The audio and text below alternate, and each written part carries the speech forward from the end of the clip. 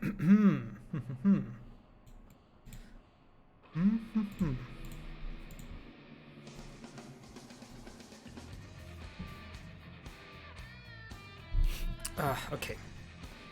I think I'm ready to start.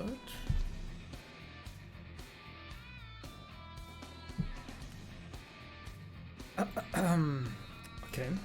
Hello everyone.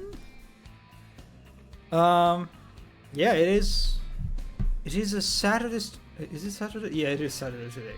Yeah, it's Saturday stream. It's a second stream in the week. Holy shit, that feels weird. Yeah, what a treat. So, as I said last time, considering my pace of moving through games, right? If I want to finish Boltgun, it will take some real time. And so because of that, I kind of want to try to like dedicate more streams, and stream at least twice a week while playing this game, to kind of being able to finish it on in a reasonable pace, comparable to like a normal human streamer kind of pace. And so yeah, it is Saturday. I've been playing Boltgun. We're continuing this game. I think I only finished 3 levels last time.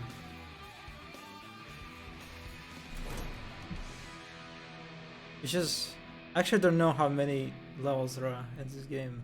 I've spoiled a lot of things. I spoiled the ending.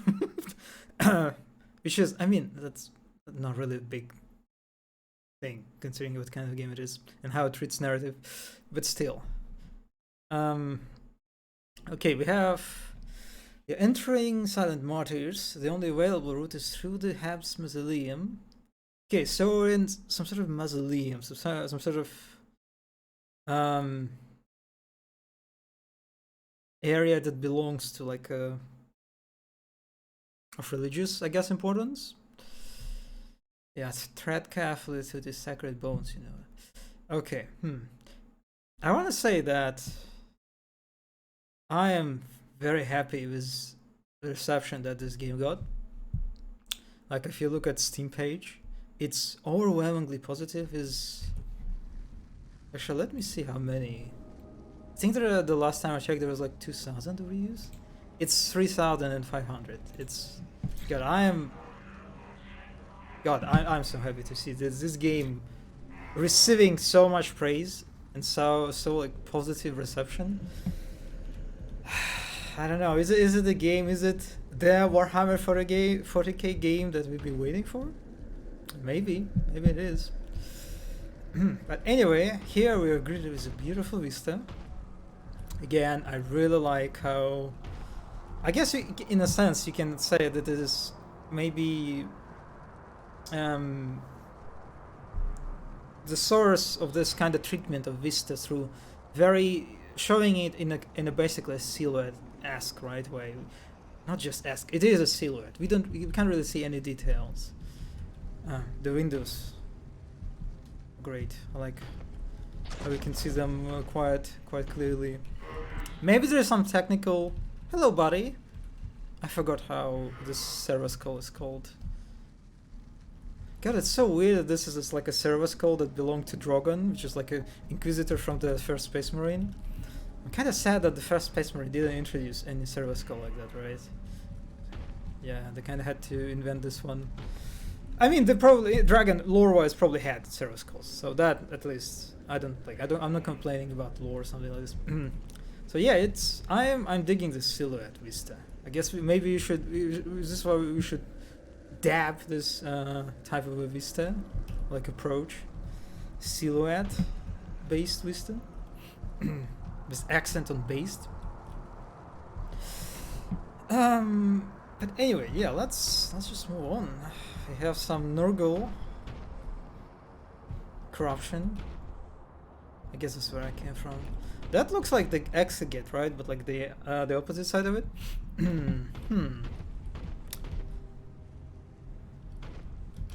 God, I should have checked these statues. I feel like there are miniatures. I feel like they're based on real miniatures, but I'm not sure. Like there are miniatures like There are very similar miniatures, so like a normal statue without the hood and like the skull. That looks like that. Just like a normal, like a space marine guy. But I'm not sure if there is like a miniature that looks like that.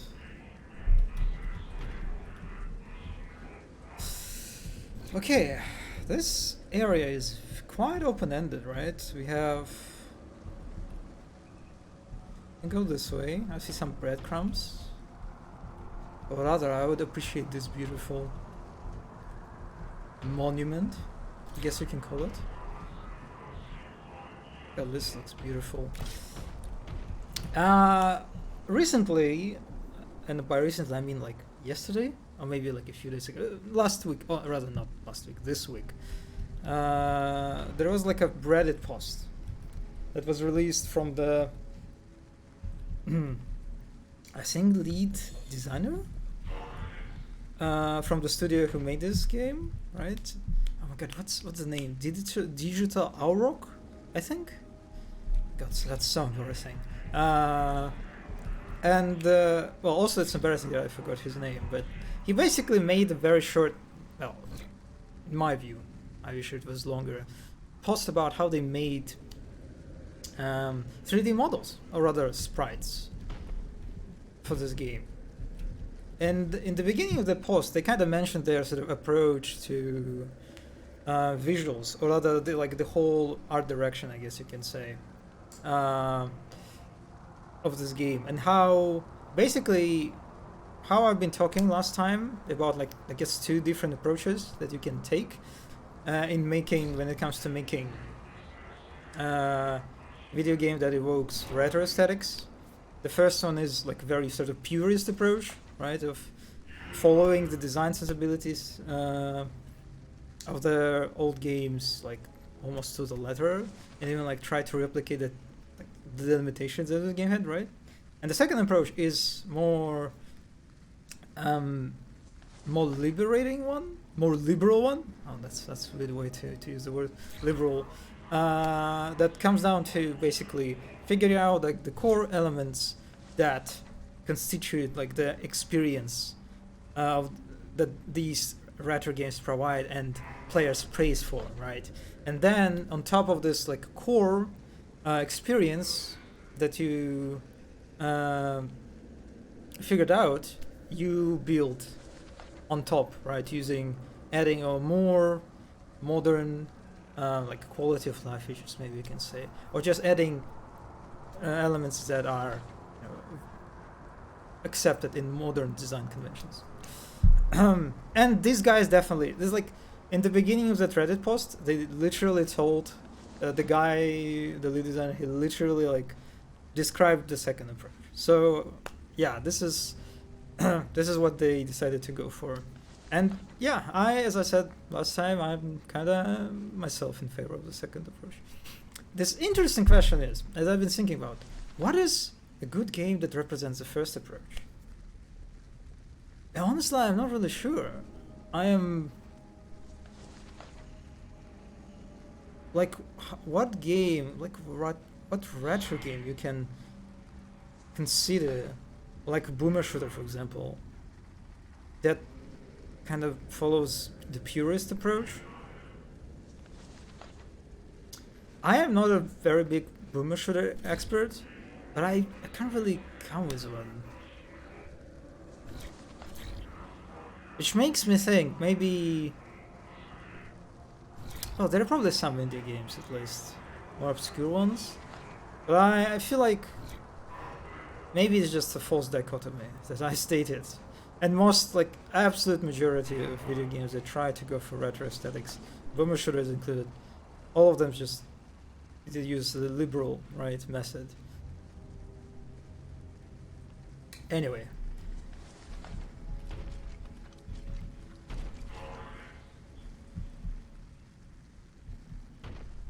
Yeah, that was another way I could take.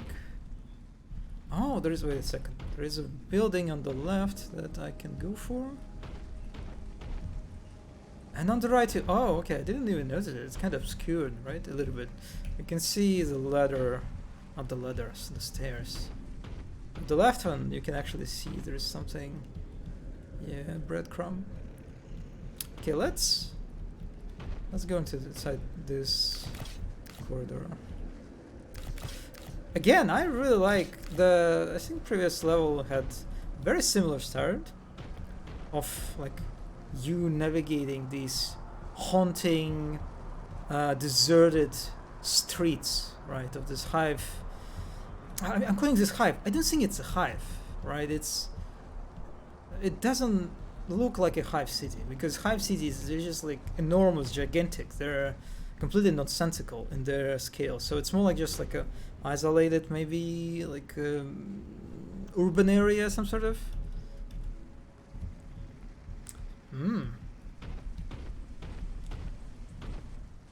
Kinda enjoying the verticality that they provide you.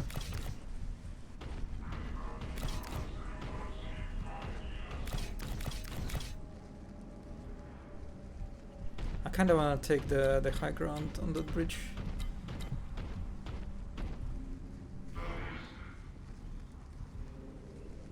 Yeah, the Nurgle corruption definitely loses quite a bit to the Zinch one, right? If you remember, the Zinch corruption it's actually dynamic. It's moving constantly, and it's definitely more evocative and just like looks better, right? In a sort of, I don't know, Gigarian kind of way. It's probably a very bad way to phrase it, but I'll take it. God, I really love this statue. It's so, like, so menacing.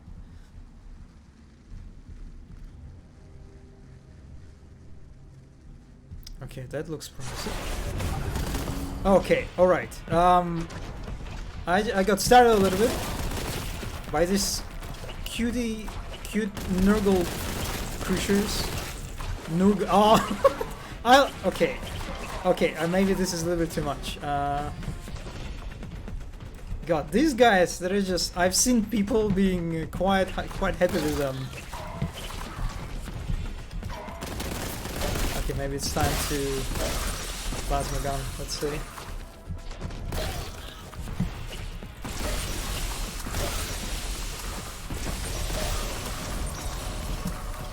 Yeah, the fact that you can kill enemies like a lesser ones with charge is... Oh god, that's satisfying for sure. Oh, did they get stuck? What happened? Okay, you know what? Talking about Quake, these guys remind me, in the way they got stuck and in the way they behave, they're basically fiends, right? They're fiends from Quake.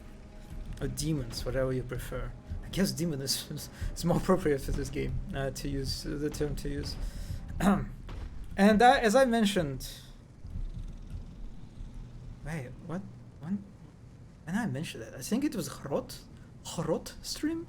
How fiends are very...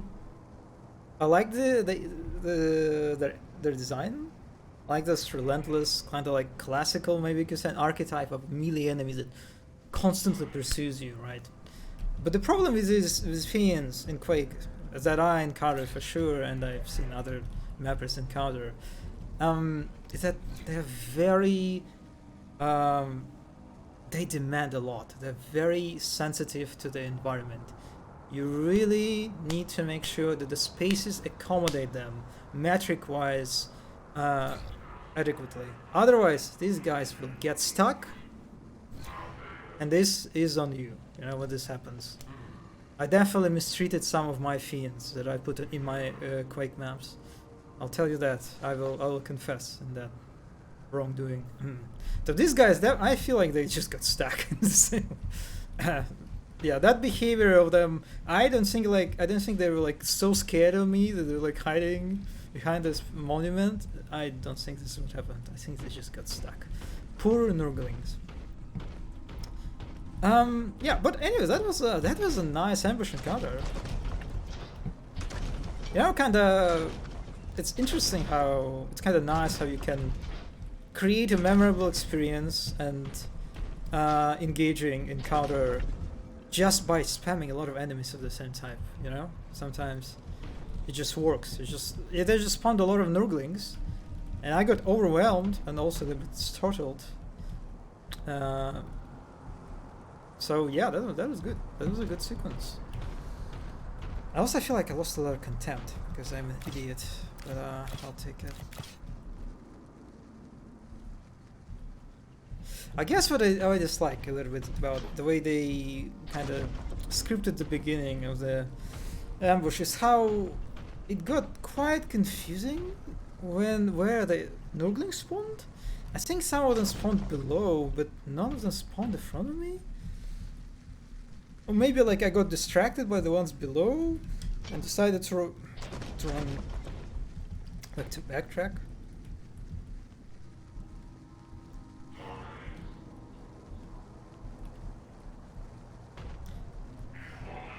Anyway, this is open now, and that feels like a critical pass, so yeah, let's just explore.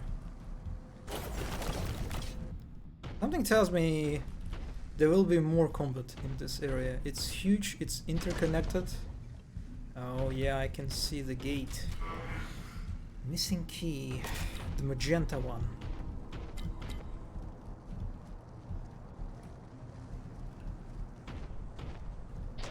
Kinda weird how this area is crafted by Nurgle. Would be kinda cool if that gate was green lit, you know? More appropriate for the type of corruption that takes place. Oh, hello GMBT. Wait a second. Yeah, I recognize you. Is there a destructibility in this game? It is very limited as far as I remember. It's I would say it's almost non-existent. I'm trying to remember if I've seen if there were any episodes of me destroying the environments. Yeah, there is not much. Actually, I'm not even sure if I destroyed anything at all, because these guys. Yeah, you can't destroy crates. Yeah, actually, I'm not sure there's anything when it comes to just like the environment in geometry that can be destroyed. Anyway, how do you prefer your nickname spelled? Like just to each, or GMBT works well? Because I think Wolfen pronounces it's GMBT, right? I think, if I remember correctly. Anyway, thanks for dropping by. Yeah, where was I? Yeah, I was exploring this place. Okay, so I was wrong in my judgment. Looks like this is a critical pass. Clearly. Maybe the key. Oh, okay. Yeah, you can see the correlation, right, between this cathedral area, the stained glass. Wait a second. Did I? Okay, maybe I actually saw the key and I didn't notice it. Might be the case. Alright. Ah, that's a hub. I get it. Okay, this is a hub. Well, that's definitely is quite is it a gate? No. Looks like a gate to me, right? Kinda looks like the place, the exit gate that we came from. They also highlighted it. Oh, this is actually weird. Why would you highlight a decorative... Probably a monster closet? But you don't want to... Why would you call to this? I assume this is a monster closet. But it's interesting how they actually decided to stress it with some lighting sources that potentially can misguide the player. That's an interesting choice. Oh yeah, I didn't move through this corridor.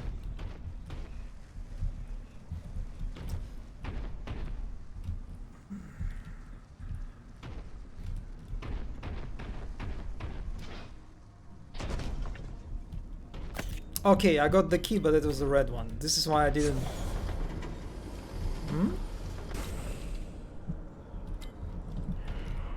Something just moved, it looks like.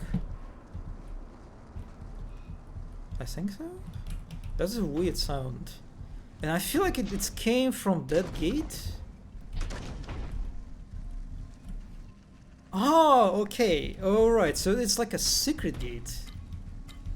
Right? And this is... It is a secret. Alright, alright. I can see now. That fire particle did come for a second for some reason. Okay, this is a secret then. Got it. So not a monster closet. Now I get it. Now it's clear why they decided to highlight it with a bunch of torch lamps? Torches? I'll just call them torches. I was just checking and stuff today. No senior replies. It's really captivating. Wait, wait a second. We live in this. Wow. Okay, you live in St. Petersburg, really? Okay, this is holy shit. That's one hell of a coincidence. Okay, all right. I'll go with GMBT then. Holy shit. Oh, hello, J Hardstack. Oh, fuck. It's the trigger. I didn't recognize you. Yeah. I actually one of the viewers last time. Wait, you call these braziers too? One of the viewers last time taught me that those are called braziers. But these two? Aren't they just torches? Can't you just call them torches? Okay, alright. Was the previous level second gate was in the first section. There's no run until you've killed the enemies. Yeah, I don't know. I guess I just misunderstood it. But yeah, I'm kind of. I definitely appreciate the sound cue, right? When I picked up the key. But yeah, that's kind of honestly, it's a little bit weird, right? It's a secret that you unlock by just moving through the level, by completing basically the main objective, right? It's usually secrets require some sort of action on the player side that is just optional, right?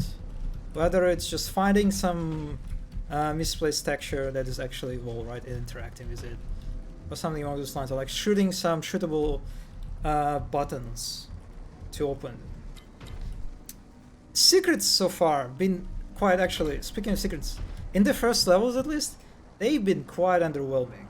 I don't know, I've seen people mentioning that the secrets in the, like, there are like some actual, like, authentic, you can say, secrets in later parts. Oh my god, what, look at this. It's, oh no, that's unfortunate. This is so unfortunate. Why would you see how the mechanical gate is clipping through the, like, architecture? Okay, let's not pretend. Let's ignore that. It's alright. Nothing happened.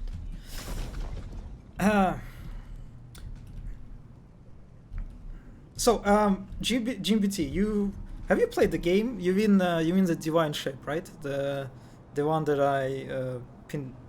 What's the term? Not pinned. Wait a second. Pinned. Yeah, the pinned on my page. You mean this one, or like the first tabs? Which is like I basically have two games on each IO. All right, we got the red one.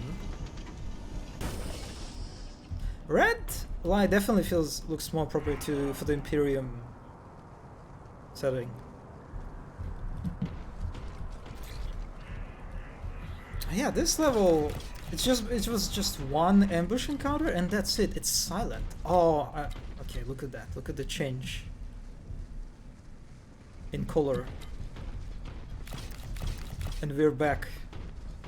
And now it's yeah, it's a little bit quite explicit transition. Is it like a color? I guess it's just changed the color of the mist, maybe, of the fog.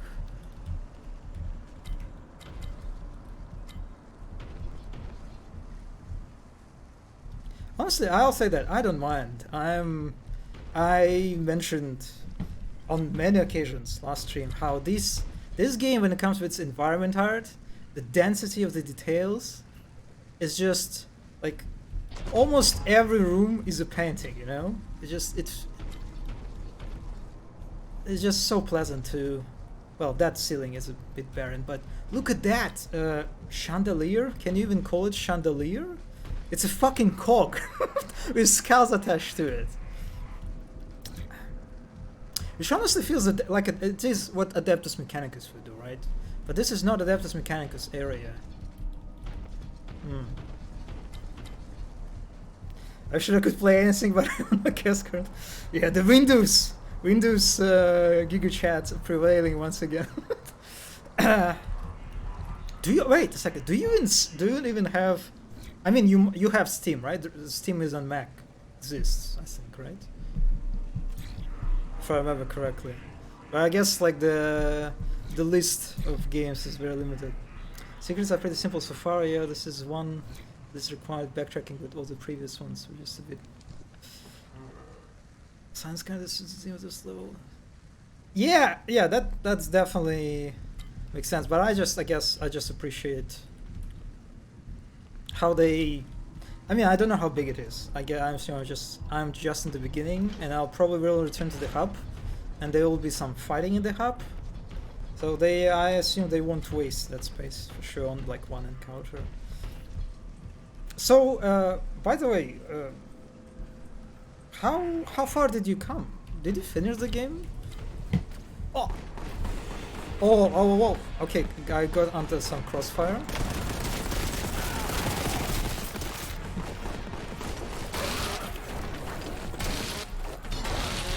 So let's do some more chainsword action. So one thing that is kind of interesting, and I kind of didn't realize during my first stream, and I found out after watching some reviews of Boltgun, is how chainsword attack, it is not a melee attack. Like, I mean, I noticed that the snapping, like the distance of snap, is very generous. But it appears so generous that some people in their reviews compare chainsword to basically a grappling hook from like Doom Eternal, for example. It's basically a tool for traversal, right? To crossing big distances very quickly, and also oh god, a bunch of Nurglings. The cute little boys came out. Also, this particular Nurgling, I think there's actually a miniature that looks like that. Yeah, I've seen on people on Twitter, people posting images of this miniature. I mean, he looks beautiful. What can I say? Oh! Sorry, bud. So, another thing that kind of sucks is how the sprites, right, of dead bodies, of defeated enemies, they look so great, right? They're very exaggerated, right? And it's kind of sad how, because of the lore reasons, corpses of demons, they have to like disappear. At least most of the time. I'm not sure like why this one didn't disappear. Because they're like lore-wise, they're actually made of. Oh fuck! I got started by the shadow of my Sarah's call. So that's a little bit sad, I guess. I don't have a Steam. There is some pool of games, but it's mostly indie projects with some poorly optimized AA things. Yeah, actually, that's interesting. AAA is not very present on Mac, right? I guess. I never thought about it or like try to like read about or learn about it, but I guess AAA is kind of underrepresented. Or I don't know, can you even say like non-existent on Mac? Yeah, this is actually interesting. I'm at this level too, but went a bit further. Diversity of Nurglings is amusing. Yeah, Nurglings definitely like the most popular enemies, I feel like, at least on Twitter. So, returning to that Reddit post that was made by the lead designer of that game. The way they made enemies, I don't know, have you read the article? Actually, I think I've sent this in our Telegram chat, right? Is how basically they try to emulate the way. Oh my god, this is also awkward clipping. Let's not look at it. Let's look at that. That is much better. So they tried to emulate when it comes to the like sprites of enemies. They tried to emulate the way enemies were created in Doom. And actually, I didn't know how they did it in Doom. In Doom, for Doom rather, they literally made like a maquette. Maquette? Is it how you call it? They made basically they made the real model in real life, and they made a lot of photos from like different directions, right, around it, and then put it in like digital environment and like made them into enemies. And so what they did, now like a digital Auroch, I really hope I remember the name of the studio correctly, but they kind of emulated this pipeline by creating a 3D model first. Like for the Nurgling, for example, they made the 3D model first, and then using a virtual camera, like scanned the model from again various around it from various directions, and then turned it into like the sprite enemy in this way. Also, this game was made in Unreal, which is kind of interesting. I wouldn't have guessed it if it is the case. Can you? Yeah. Actually, I will send the link in chat. It's very short.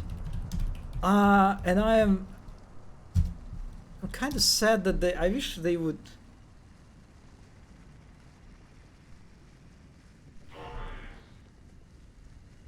Okay, where was that? Guess I can actually check this history, right?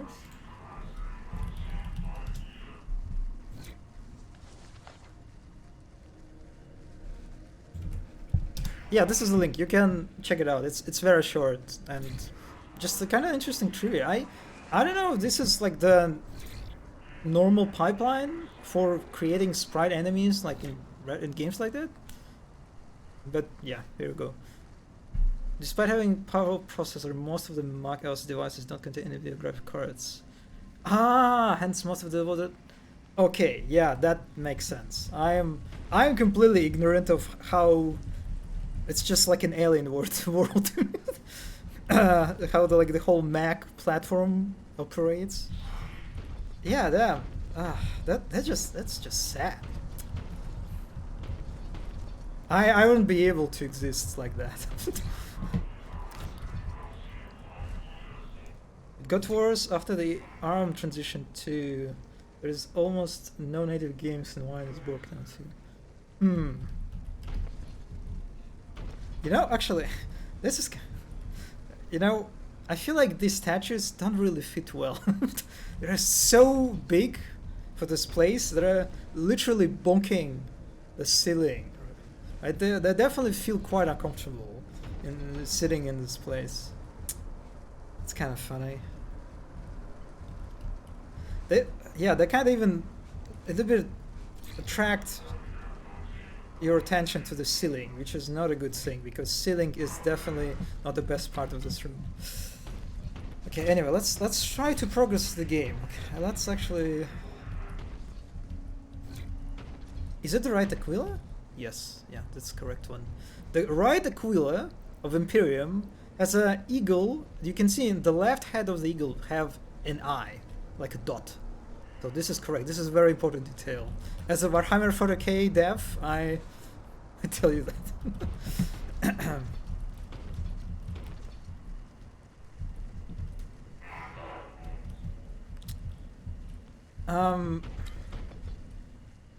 Actually, I'm kind of lost. I lost direction a long time ago.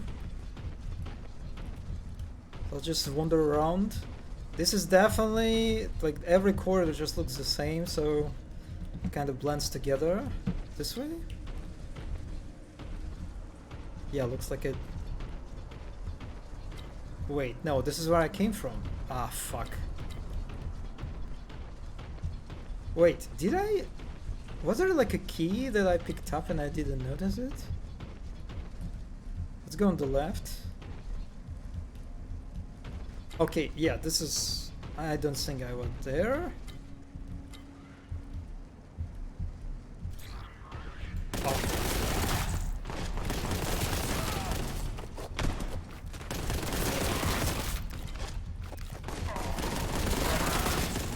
Oh, I forgot that.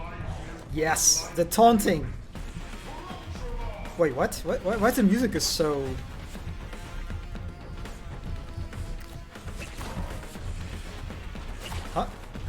Who's attacking me? Okay, this is confusing. Let's just... Oh, the Nurglings! Okay. They really decided to double down the Nurglings in this one. Oh, okay, the combat music triggered a little bit prematurely, but looks like this is the arena. And also I'm very fucking low in health. Well, relatively low. I forgot that I'm not playing on easy this time. Yeah, have you seen this like distance? Let me... No, okay, I can't snap to that guy.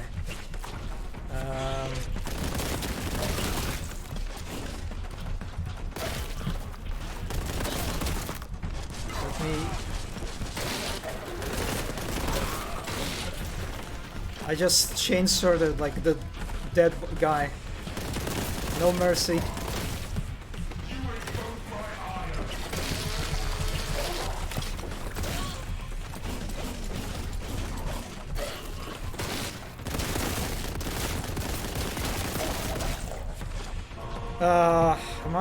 Am I done? No, I think there's still someone. Oh yeah, this... What? Okay, alright, that... I shouldn't... Fuck. Shouldn't have made fun of the poor Plague Toad. Well, I was about to make fun of him getting stuck, but... You could say hard stuck, huh?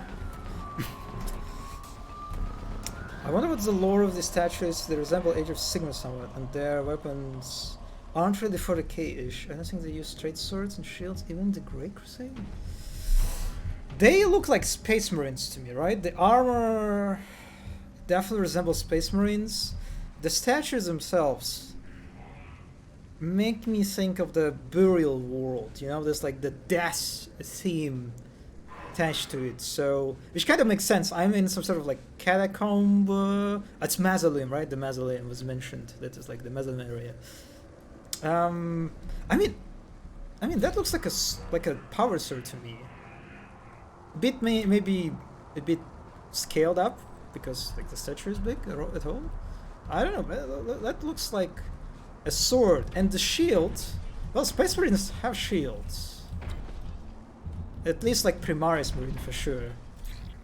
Maybe actually no, they don't look right. Yeah, this is maybe this like some old ones.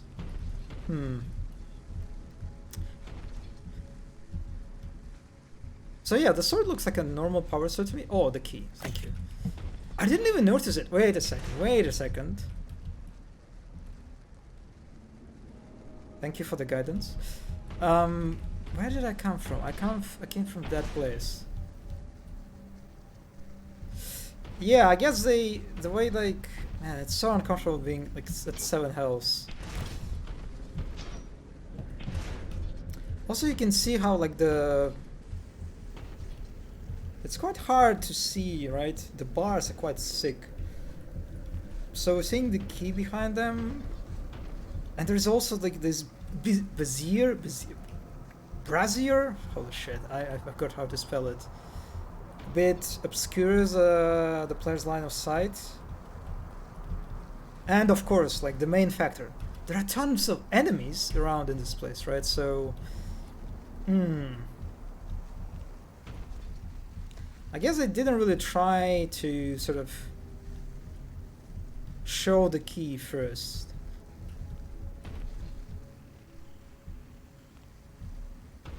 To the player.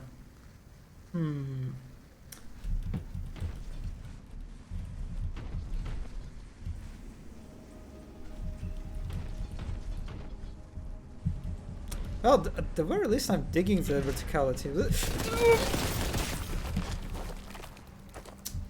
Did this Nurgling got stuck again? Is it what happened?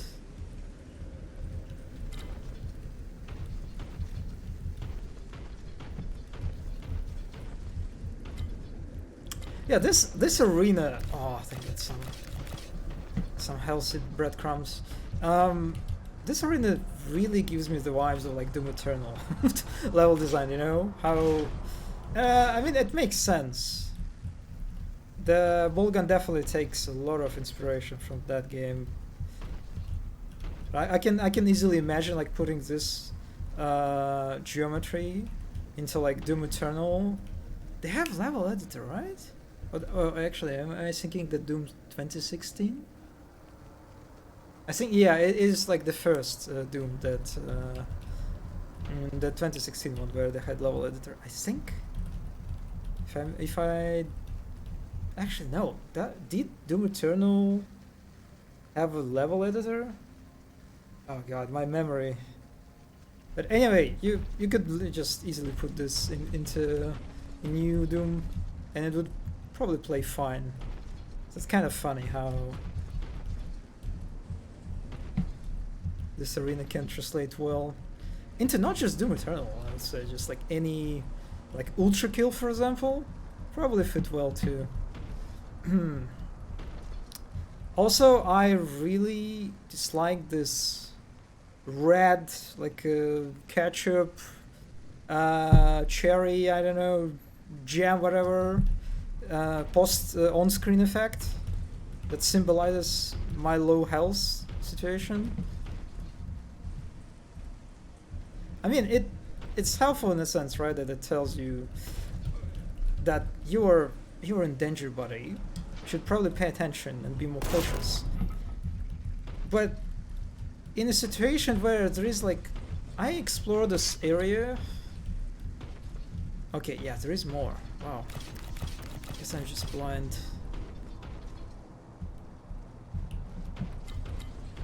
In a room where like you explore more or less everything, and you can't really like, there is no way for you to get more health. It definitely becomes a bit annoying, I'll say. Another thing that actually, among the criticism that it was like very I've seen often of this game, is how the damage, the feedback that you receive a damage is very unnoticeable. Like people just in the midst of action, they like, it's very hard to understand when you get hit. And I will say that I agree with this. I am definitely in the midst of action. I mean, I'm obviously I'm just bad overall, and I'm also streaming, so there's this distraction component. But I'm definitely don't understand why. Like I have to like consciously look on the left bottom corner. Okay, this is the exit. Looks like. I appreciate that they put the purple lamp and the beautiful arrow stylized. Why? Like it's so weird. Why they're using the cog icon? Like this is Mechanicus iconography. Like Games Workshop is very stringent on this. It's their, they pay attention to that. Yeah, I'll tell you this. Wait a second. Also, this eagle has the eye on the right side? This is not right. It's not supposed to be on the right side.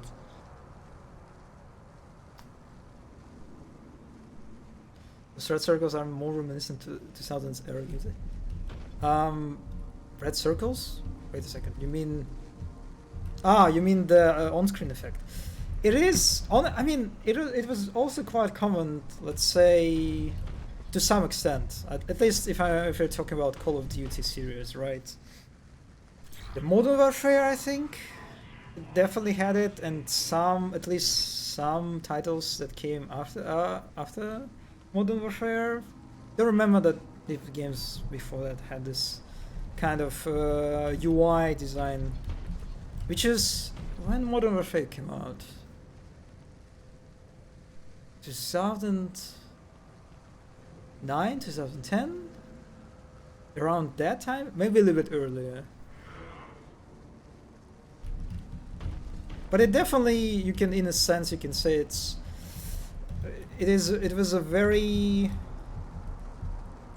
persistent trend in like depiction of player getting is like at low health, right, situation. thankfully I don't think it's very present these days, at least in AAA sphere. Oh, wait a second. Wait a second. This is the gate that I... Okay, I thought we were... Are we back? Yeah, we're back to the hub. Wait a second. So that was a shortcut. I didn't even notice it. Well, I guess it makes sense. It's quite... Okay, I should pay attention to what's happening.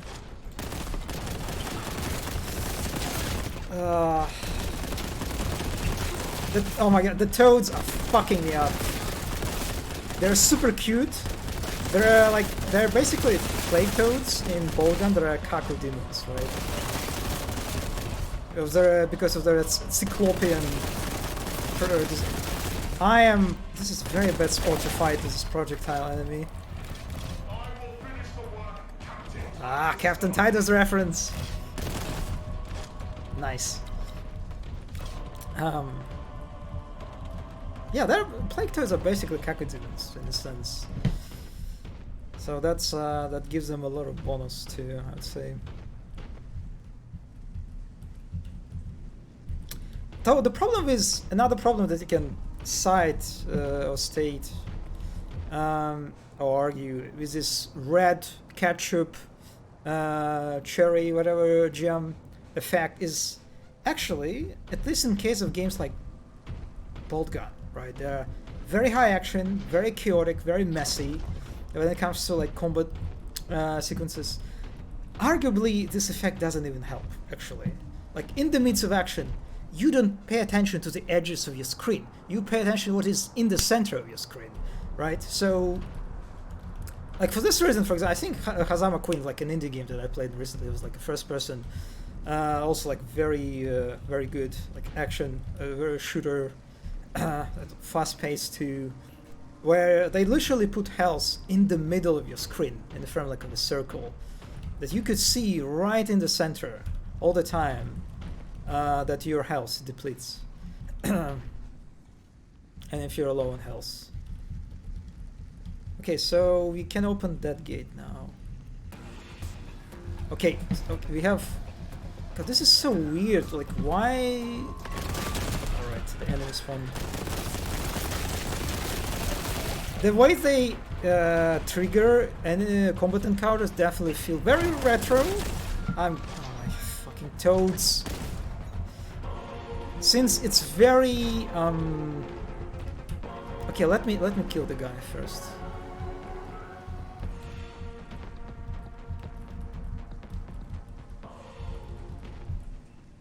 Huh? What? Did the game just spawn two like even one toad on me and that? Wait, oh my god, why? Why? Okay, this is... So the game... Oh my god, I'm so confused. The combat music stopped, even so there are still enemies present in the level. God, this is so misguiding. Yeah, I am not really sure why would you go this far. It definitely feels very retro, right, in terms of like design accessibility, like what I wanted to say earlier, how like the AAA action games, right, they're all about framing, right? You can argue that the core pillar of modern AAA level design is framing, like important events, sequences, anything that a level designer can input in the player's line of sight. You want to see player while you're showing them. In case of combat encounters, especially like the start, right, of combat encounter, the introduction of a combat encounter, you want to make sure most of the time, that the player will see the threat coming, right? In this case, means like the enemy is like appearing or spawning in player's line of sight, right? In this case, enemy is just like spawning somewhere in the environment. The combat music gets triggered randomly, and then it just stops. Even so, their enemies are still present, and it's just like, yeah, it definitely feels very old. And I will be honest, I wish they didn't do this way. I think it's one of those approaches that you should be very careful And maybe I think it's a good way that the triple games they kind of moved away from it and in favor of more like directed kind of scenarios. Why is just unstable? Trans Dwarf Fortress. Okay, we're just okay. Traditional house placing isn't really convenient for fast. It's actually another thing is this is also true. I think the enemies drop health. No, at least demons they drop the contempt armor. Don't the normal enemies drop health too? Sometimes I adjust the whole screen saturation, muffle the sounds, indicate that you're in the low health. Yeah, this is what the Call of Duty, for example, series did. They definitely went for the whole sound, like everything, like from you would get a notification from all directions. The sound, the on-screen stuff also would be more visible than this. Yeah. So it definitely I guess they at least one thing that you can sort of come to is that if you do this way, make sure that the player cannot miss it, because in this iteration it definitely feels like I can miss it. The player can easily miss that I'm in danger. Especially considering that again, a lot of criticism that I've seen revolves around this damage reception feedback, damage notification rather. Anyway, 8 health. Yeah, that's not good. Let me save.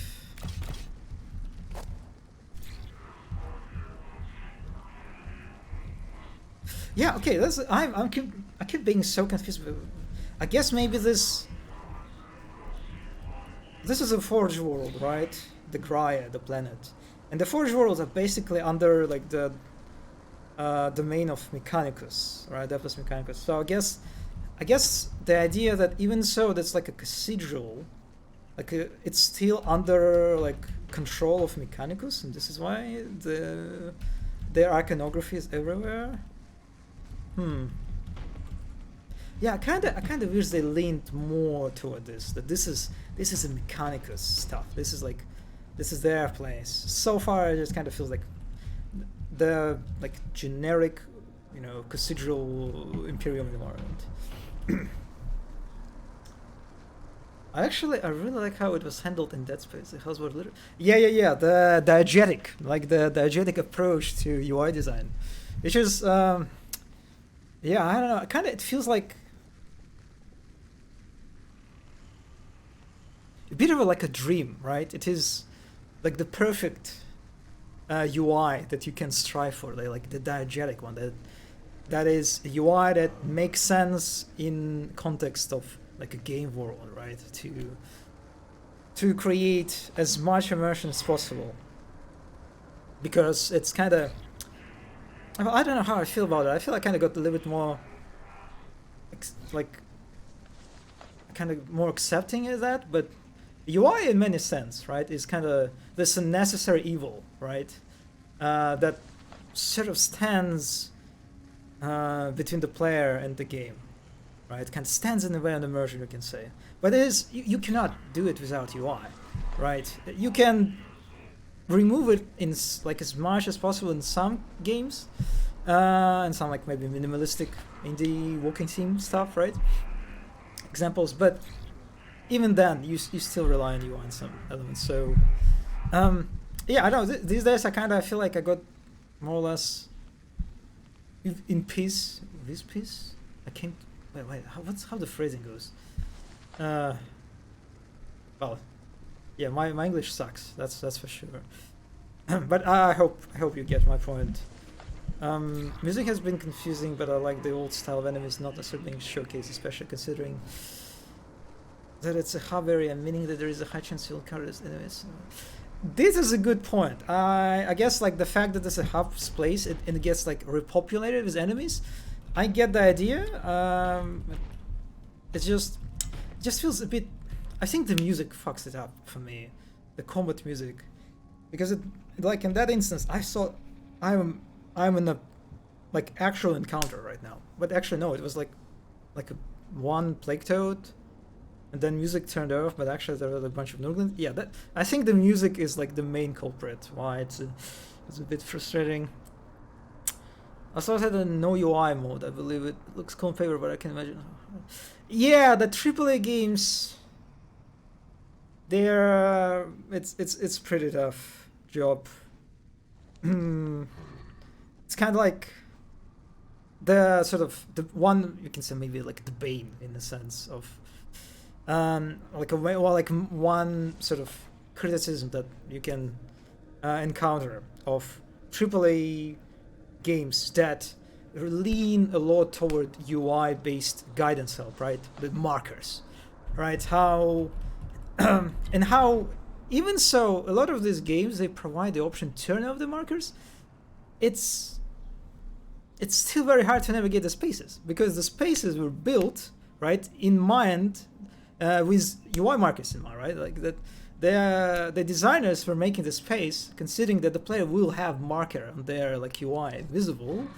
And once you turn it off, now the whole navigation starts crumbling piece by piece. It gets quite annoying and frustrating.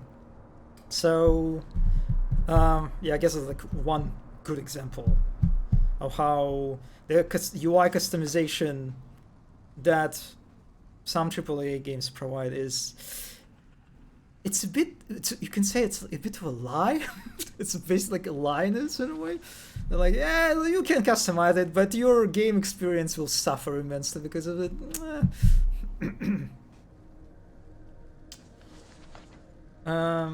Actually, the good example of organic UI, Republic Command. Actually, I haven't played this one.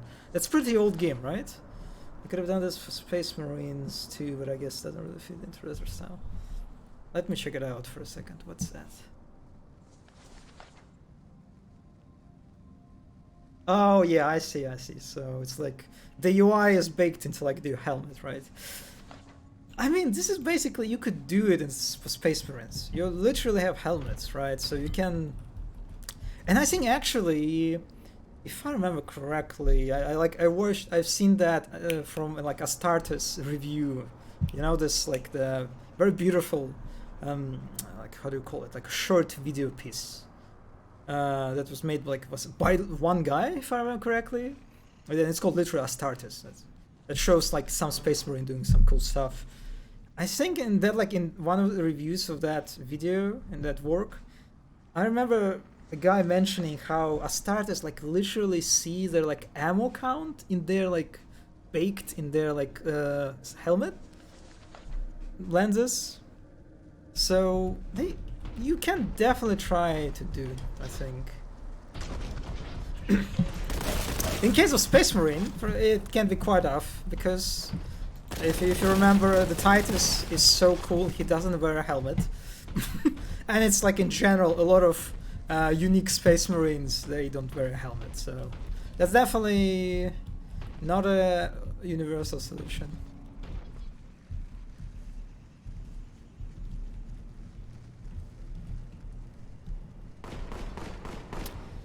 Okay, so, they noticed me already. And I didn't notice them, that's kind of funny.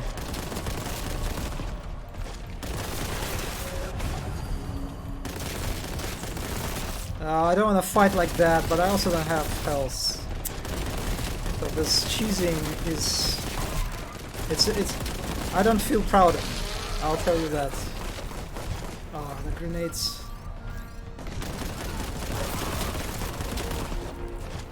Okay, maybe let's put this cheesy playstyle into like a good example, right, of a in many ways a classical door problem when it comes to encounter design. Basically, when you introduce a player, right, to the combat space, you should, like, the part of introduction why it's important, like, right, consider is how they enter this area and how not make sure that the player won't be able, the moment they aggro all the enemies in the area, backtrack a little bit, right, to the entrance to the arena and just kill everyone who will try to like move through the, in this case, a doorway, right? Basically, shooting everyone from safe position. So this is, I think, a good example of an arena that kind of misses and fails a bit. Is it doesn't really solve the door problem in this case. I could very conveniently just back away and kill everyone, and the cultists, the KSR started to just like approaching to me. I'll take it. I feel like there's a second wave, considering how big this room is.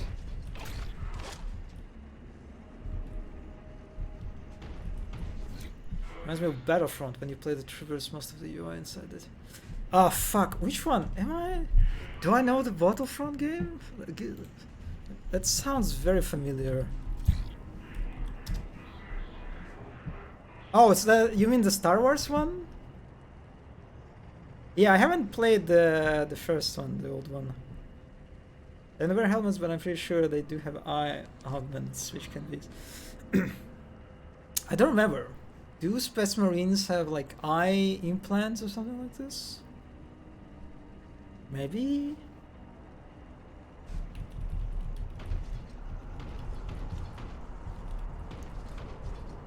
Okay, what's that? It's like a rocket fell through the roof?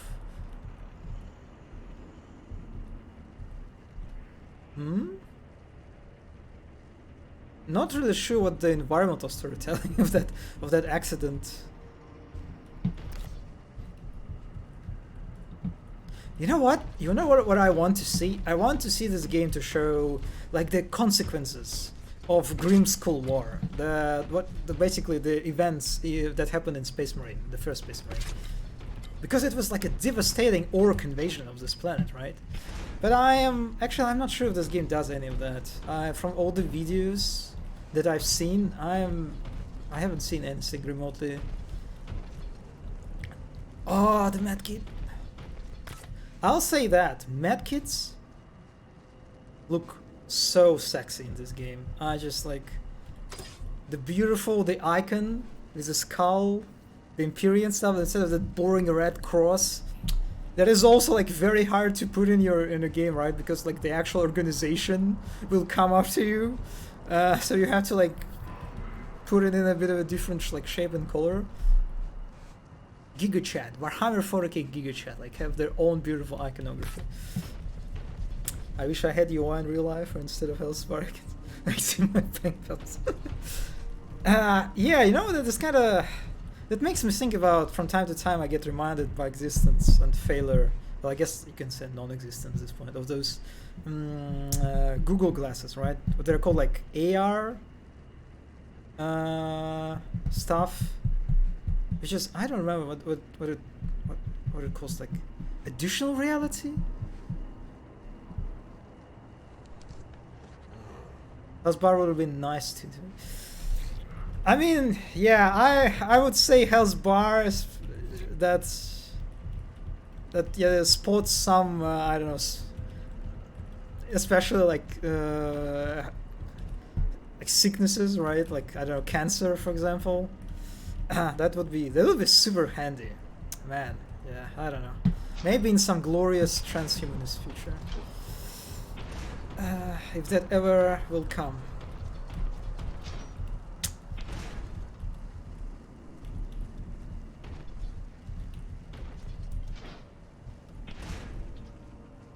Okay, there's another pass, and I didn't really explore that room.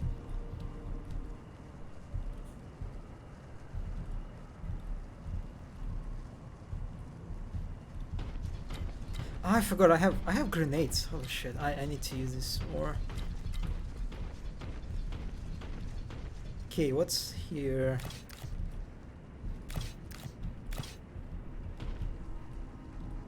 Yeah, that looks like a fucking. Like a rocket? A bomb that didn't trigger? I like how it has like some text written in it. And also again the skull, of course, this is Imperium. Hey buddy, did you get lost? It's kind of funny, like another criticism that is I've seen a lot from people, is how this game like level design actually is quite confusing. How there are like levels that are very hard to navigate. I've seen a lot of complaints about it, and how like these people that were complaining, they were like mentioning a lot like the fact that the server skill companion is just useless. Like, why do you have a server skill companion if they can't guide you, you know? Which, I mean, it kind of makes sense. The server skill is not completely useless. They highlight collectibles, right? Pickups. Which is not very helpful, you can argue, since it's very easy to spot any collectibles. Yeah, and sometimes it highlights just nothing, but that's fine.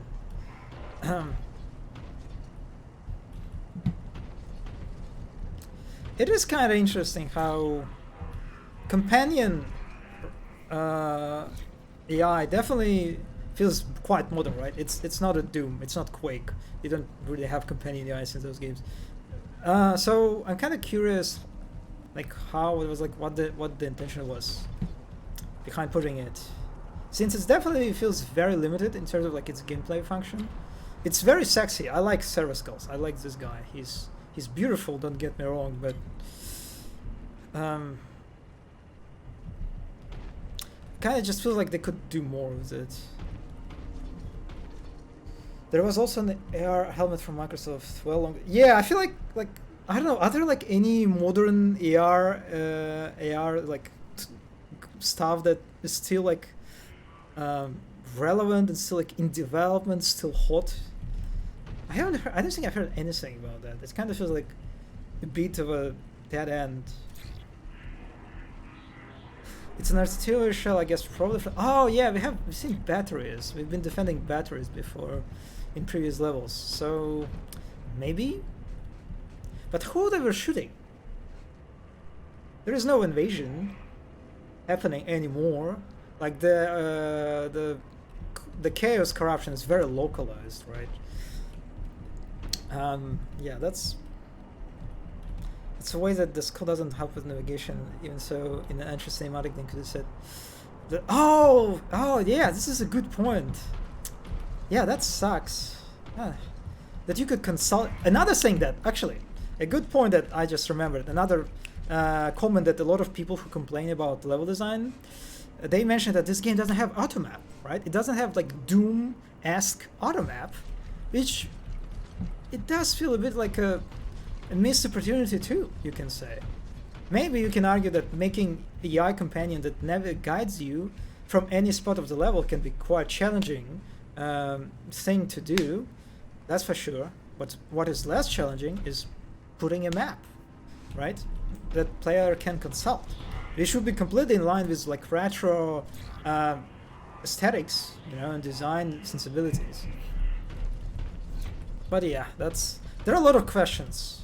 Oh God, thank you. Okay, so it looks like this is the only way for us to go, right? I think so. And the jumping in this game is just so satisfying. I definitely feel like a chonker, big chonker in a power armor, and I jump. So let's go on.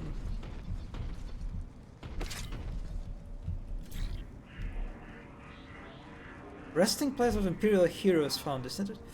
You know, another very sad thing about this Server Skull, that a lot of its lines are just like, they're complete noise, right? They're not very useful. Sometimes he tells like there is like an object, like a medkit, which is, I guess there is some use to that. But personally, like waiting mode engaged, that's just, for the player, it's just a noise, right? Or like cogitating, resulting conclusive. But some of his lines are actually quite interesting, right? Like what the line about this place, that is like a resting place for heroes. So it also feels a bit sad that I assume a lot of players, and me included, just kind of start ignoring his lines. Even so, some of them are actually quite interesting, quite like worth paying attention to, right? So that's kind of like, I feel maybe you should have done, you should have made him so spammy, right? Maybe they should have removed all the noise ones, or like at least reduced their frequency considerably. Kind of like how they should have reduced the frequency. Oh, I see Nurgling, of like AI companion barks that, you know, God of War had, like the recent God of War that got released, and how AI companions, they spoil everything. They constantly remind you about what you have must to do. They spoil you like puzzle solutions, which is just quite bizarre approach, I'll be honest. But yeah, that's kind of. AR is mostly used in the commercial campaigns nowadays.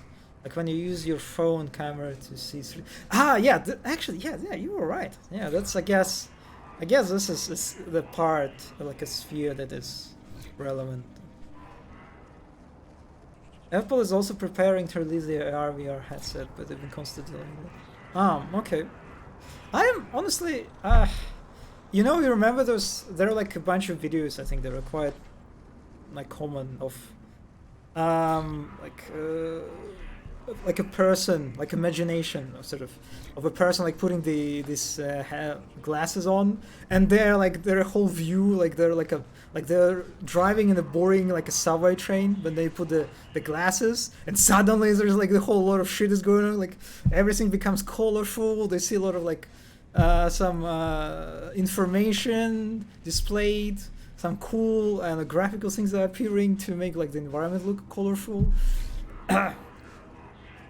I think a lot of people kind of like the idea behind it was in many ways that to kind of stress like the dystopian part of this technology, or like this reality where technology exists, I guess.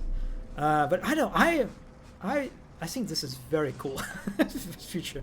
I would really love being able like to put the glasses and see the world just like shining and throwing a lot of cool shit in my face, right? I don't like at least like some Google map, I don't know, appearing on some near me, floating around, so I can always like consult it or something along those lines.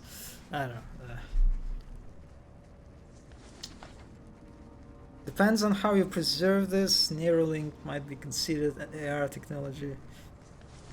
Yeah. Put a bunch of ads in front of my. Yeah. I mean, I guess it's like a valid sort of concern you can say for this use. But I mean, honestly, I wouldn't mind. I think,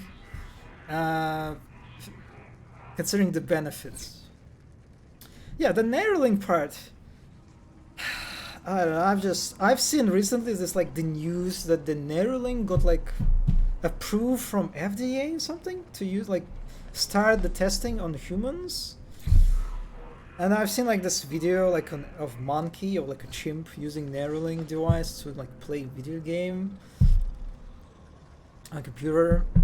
It's honestly like the transhumanist inside of me is super happy and excited seeing stuff like that, but at the same time I'm also quite pessimistic. It's also Elon Musk, so you kind of have to like there's a dose of skepticism that you cannot avoid just because of this guy not participating in this kind of stuff.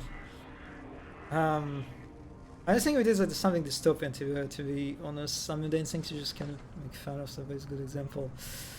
Yeah, I don't consider it dystopian. It's just like for some people, that's for sure. I think the implications, right? But I don't mind. As far as I'm concerned, these videos that like people made, they're pretty cool actually. Anyway, speaking of dystopian future.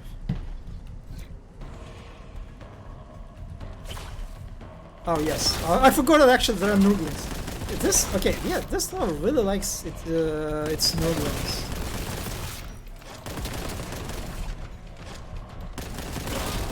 Oh, why? Wait, what? What happened? Did I? Okay, I think I picked up something.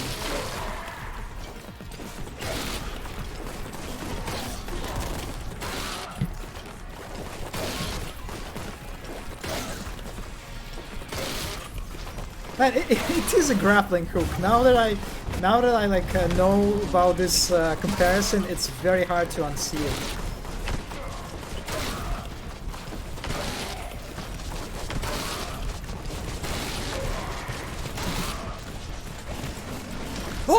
I don't want to fight this. I don't think I want to fight this guy with a chainsaw. No. Ah, man, it didn't snap. Unfortunate. In Doom Eternal, grappling hook would snap to that. Okay, I probably should use some plasma gun. Where's the toad? Oh, that's a toad. Oh man, its sprite looks kind of funky when it looks like up from top.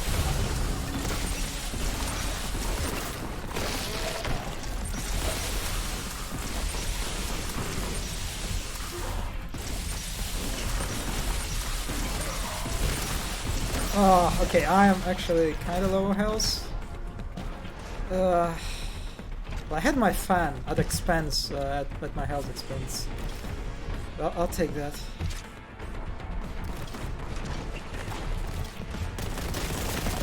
Yeah, the openness of this arena and verticality definitely helps. Like, this guy is just... I'm basically more or less safe, more or less. When I'm on the upper level.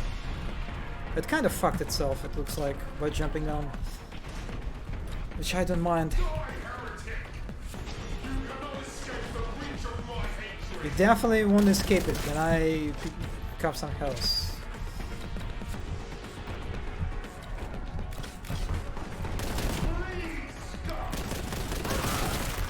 Man, I love so much the voice of angry space marine, like generic angry space marine. Not to say that the voice actor is pretty cool. I don't mean it in a bad way, but he yeah, it just kind of sounds like a typical angry marine, right? Angry space marine. But I love this voice so much. Okay, I probably should use some grenades.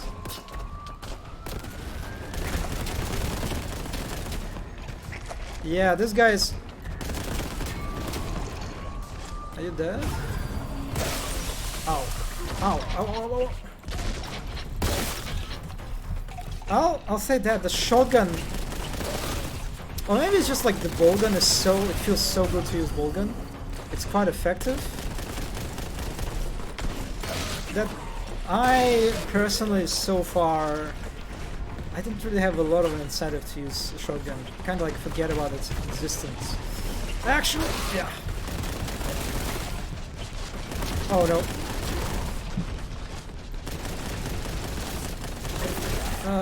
Okay.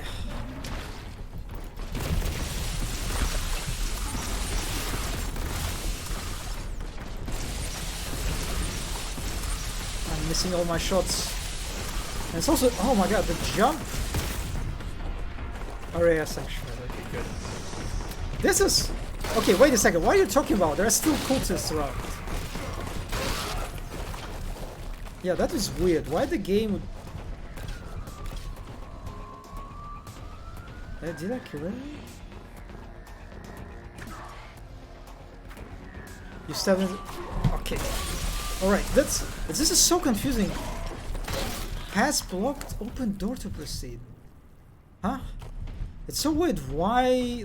Have you noticed how the red on-screen effect turned off, and the server code told that the area is sanctified, which I assume was a notification that the combat encounter is finished, but it was not. There was still a bunch of enemies, and that's really weird how this game treats how it's treats the end of the encounter and the beginning of the encounter. Picked up a key. Shotgun felt kind of unnecessary to me too. Plasma gun is very satisfying. Plasma gun is good. Yeah, plasma gun is great.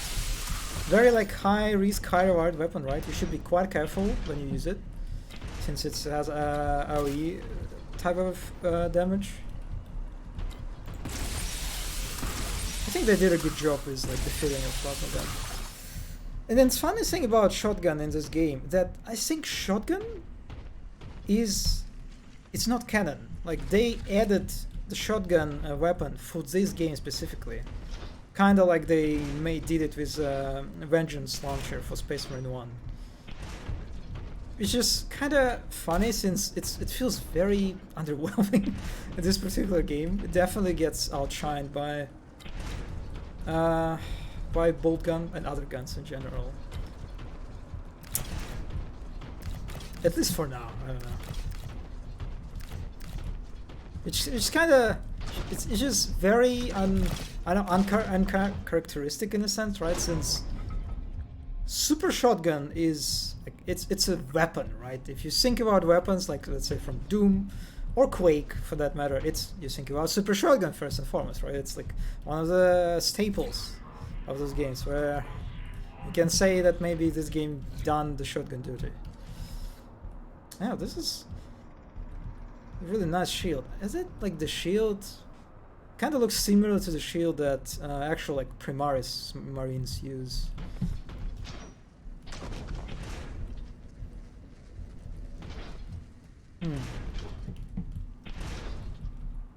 Alright, that was a nice arena.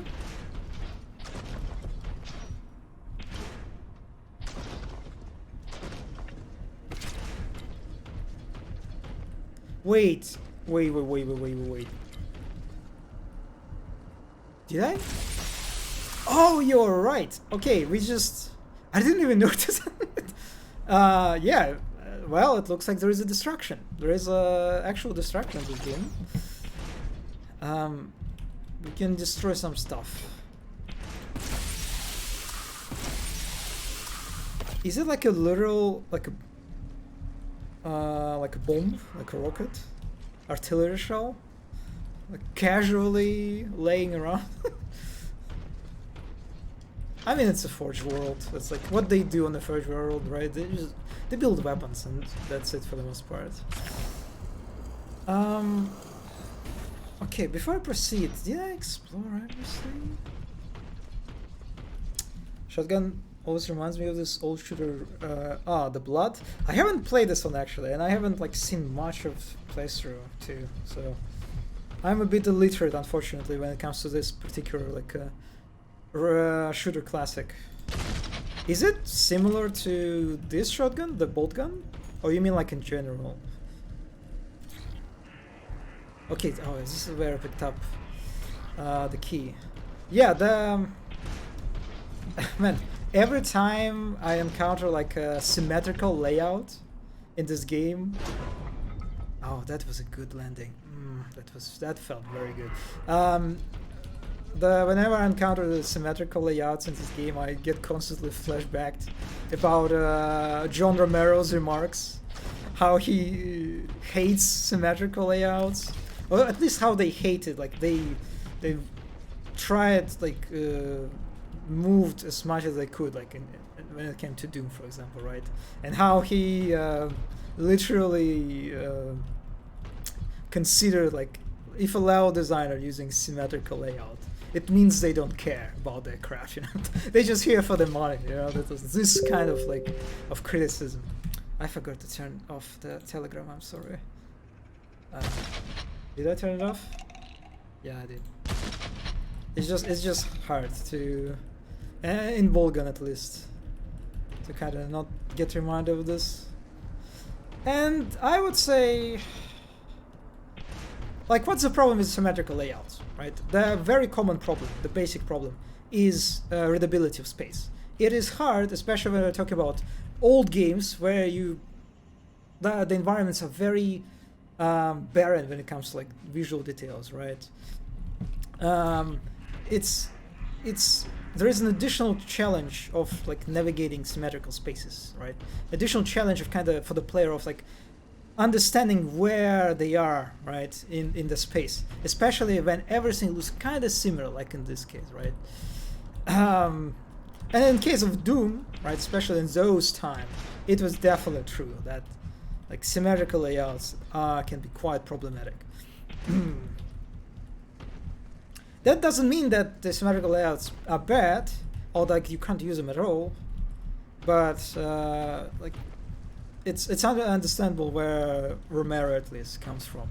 He's a boomer from that came from very specific era, right?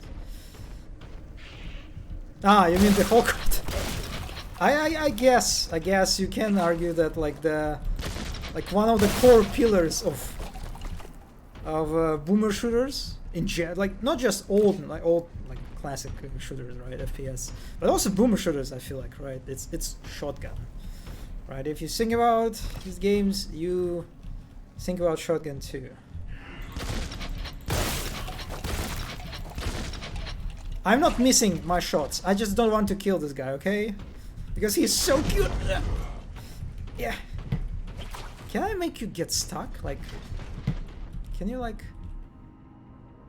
I will kill this guy. Ah, look at him. He's so confused. Ow! Yeah, that was not nice. You know what? I had any intention to make you stuck and leave you. But yeah, that was too much. Duke Nukem 2? Oh man, I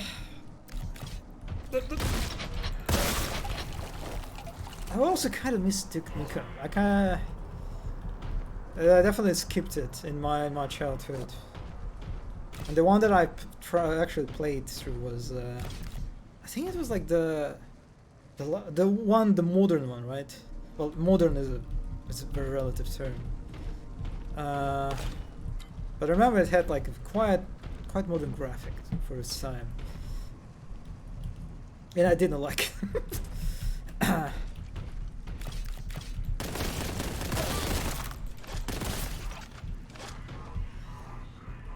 Contempt found, thank you.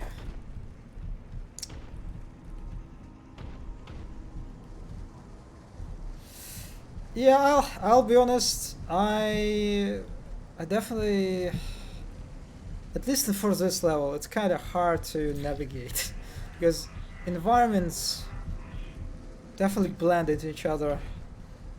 And so, especially like when I move through these kind of corridors, I have like this nagging feeling of like, have I been here before?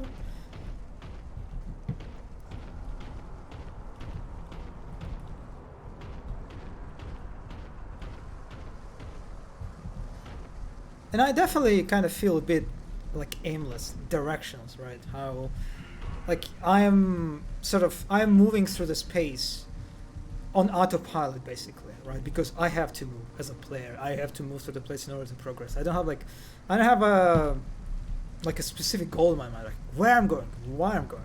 I guess I need like to find a key for the purple gate. Oh wait, did I found the actual key for that gate?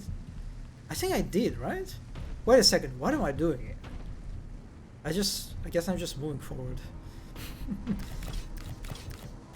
Which is, in a sense, you can argue, is another kind of like example of a retro sort of design sensibility, right? Since these days, the modern triple games, especially I think a good example of that is Arcane, right? The last AAA bastion of immersive sims. Well, I guess the Redfall is kind of not a good example of that, but anyway, yeah, like how they put a lot of emphasis when it comes to their design, right, to their level design on players' intentionality, right? I remember there's like a very good presentation, GDC presentation made by Steve Lee, who was the level designer on Dishonored 2, how like they put so much emphasis on make sure that the player's behavior is intentional, right? That if like a specific layout, specific like puzzle sequence, whatever in a level doesn't pass this criterion, it just gets discarded immediately. Like if it doesn't feel like there's like the player like develops like understands what they have to do and they like act accordingly, they just discard. Like it's like very basic sort of like a pillar of the approach. And I think it's a good, actually. I think it's one of like the modern sort of approaches that I definitely think superior is a very loaded term, but I definitely prefer it. As compared to like the more retro approach again, right? Like the player is just like, Yeah, just let the player move through the space. Whatever. It doesn't really matter if they understand their goal. It doesn't really matter if they understand where they're supposed to go. If they have like moving action intentionally, right? It doesn't matter. Just it. If it's fun enough, if it's engaging, whatever.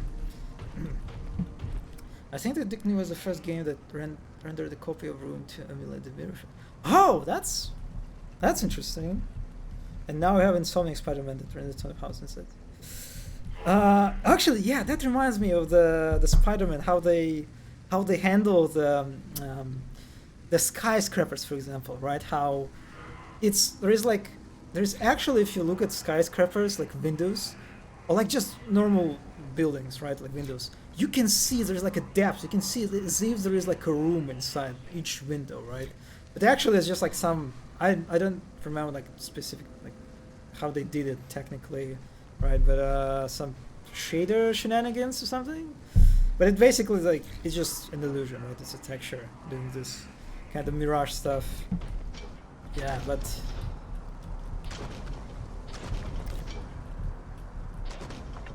man, I wish a new Spider-Man would come out, you know, on PC. Since like the new Spider-Man like has like the whole Venom thing, right? The symbiote, and I'm such a big fanboy of Venom. Like Venom is probably like one of my favorite characters in the whole Spider-Man sort of universe. Anyway, there are a lot of. Okay, this is another. Okay, so the. What is this? Is it some power up? I don't remember. I think it is. Let's use it, I guess, to its fullest. And I'm definitely not using it to its fullest, I'll say.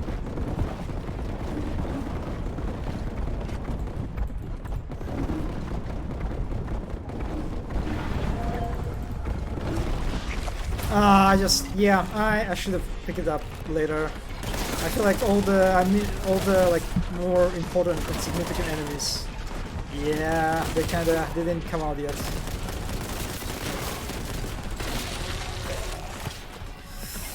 Well, yeah, like this guy.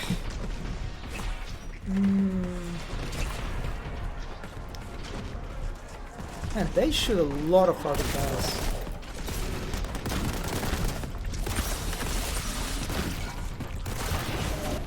I'm low on health. Well.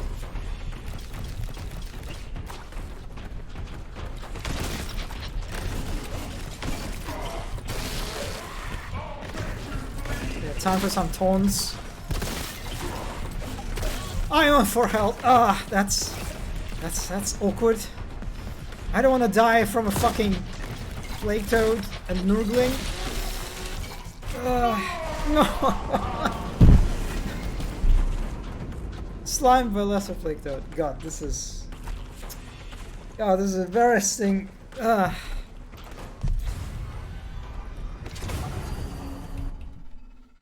Parallax effect. Yeah, probably. I'm not that tech savvy. I'm pretty much a full bimbo when it comes to tech stuff. So I think I just like watched maybe some. I didn't even watch the full presentation. I think. Just bits from it.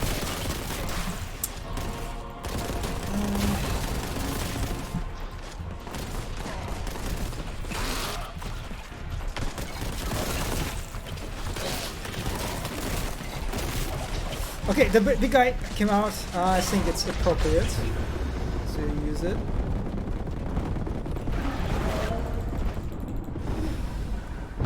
Yeah, that probably wasn't. I'm still not really sure how exactly I get buffed. Like, is it damage buff or is it also like a health buff? Like a damage resistance or something. Oh god, this is a little bit messy.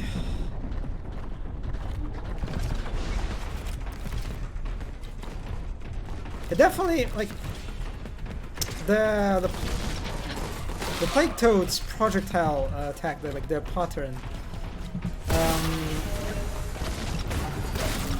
They can be quite tricky because they cover like an area, right? I'm on. Oh my! How? Why is this arena suddenly? It's quite difficult.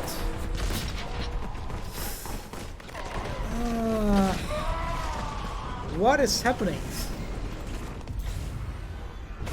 Am I winning? Yeah, I am so confused why this is. Okay, let's try to be a little bit safe, right? Let's take like. Yeah, I'm not really sure if there's like any specific sport that I should take. Maybe this?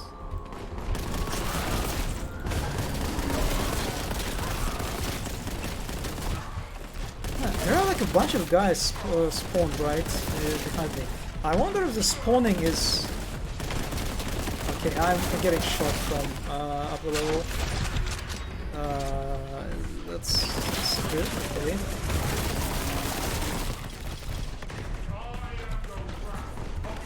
I definitely don't feel like I can Razm the Emperor at the moment. Yeah, I guess just I'll try to be as fast as possible. Just remember that maneuverability is defense.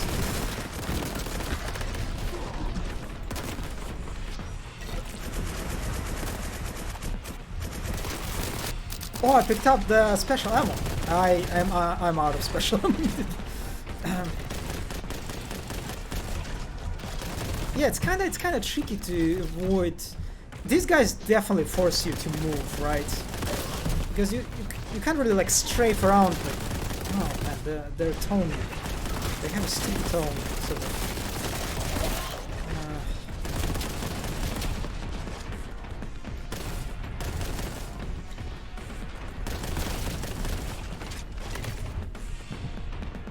I also kind of wish the radius for picking up items was a little bit more, a bit bigger basically. I feel like sometimes I am, holy shit, look at this guy jumping. I feel like I am sort of close to the, like a health pickup for example, but I'm still not like close enough. Oh, there are medkits, that's good to know. Let's maybe pick it up. Now? Can I actually, maybe let's...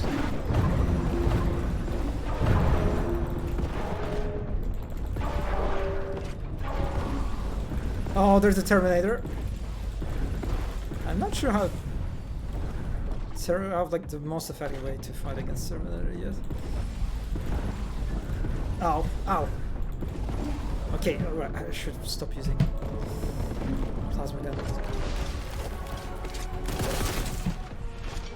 Whew, okay, yeah, that was because that was the arena. That kind of, it feels like the plague toads. They are like the enemies that, like, intentionally designed to force you move. Actually, like a lot of times I feel like you can actually be more like a turret, right? You can just strafe most of the attacks, or you can win the DPS race with most enemies. But plague toad, they are too fat, and they're like, again, they're projectiles. Covering quite wide space, so yeah, that's probably the idea behind them. And I think it kind of worked. I was forced to move around for sure. Thank you. Why? What? Forget nothing. Forgive no one. I will.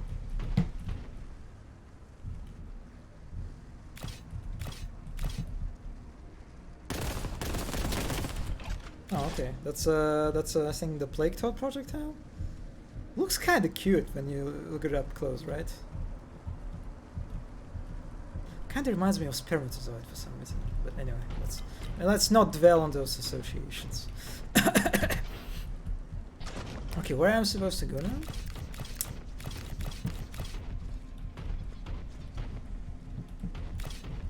I also like a lot how the small health pickups actually let you, unlike medkits, right? They let you move above the health limit, right?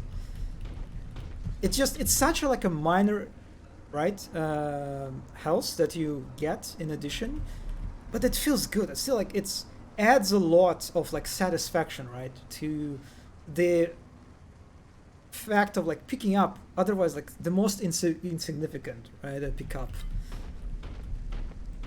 And the same thing with armor, I think. But that's good. Look at that. I just got like 4 additional health on top, right? But it still feels great. It feels good when the numbers go up. The human condition. The exploitation of human condition.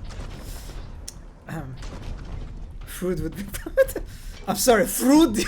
Oh my god, this probably is the worst spelling of his name. The fruit.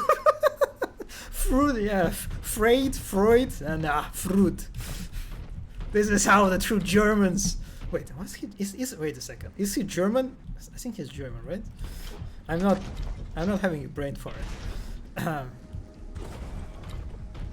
Anyway, the exit. God, this is such a gorgeous gate.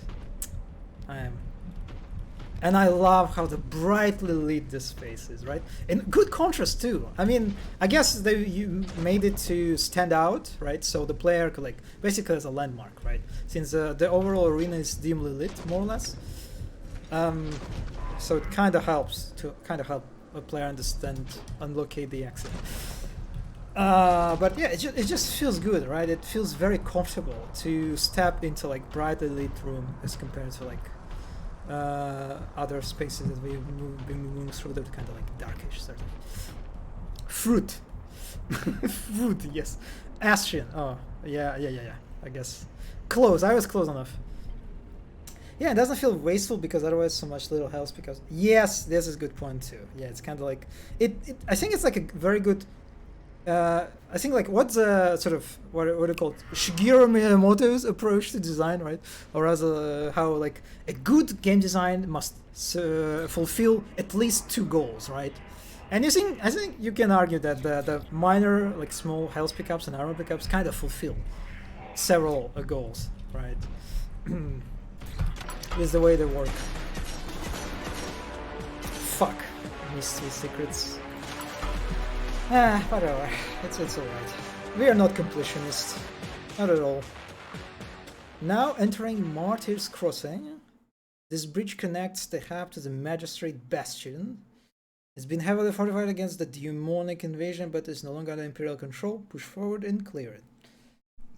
I like how the game gives me a hint about a weapon that I didn't even receive yet. Or maybe I could get a melter gun through some secret. Probably this is what's happening. Yeah. That makes me kind of salty. The possibility, the very likely possibility that I missed the melter gun. Because melter gun is a proper shotgun, right? In Space Marine weaponry era. In first Space Marine, you don't have a shotgun, you have a melter gun. That literally melts enemies. Yeah.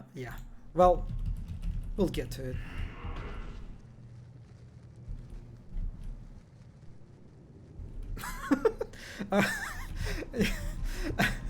I like how there is like a fucking gate in the middle of the cave. Just like a bunch of bars like stack perfectly in a flat wall formation. It looks so weird. At least make it like wow. That's okay. That feels a little bit lazy, you know. I'm not gonna lie. I mean, it's okay. It's not a big deal. It's behind you. Like 99, we can argue 90% of players won't even notice it because they just immediately move forward. It's just like idiots and fucking weirdos like me will move around and like the way you the set dressing of this entrance to the level is just so on the nose and it just doesn't fit at all. And like yeah, shut up, nerd.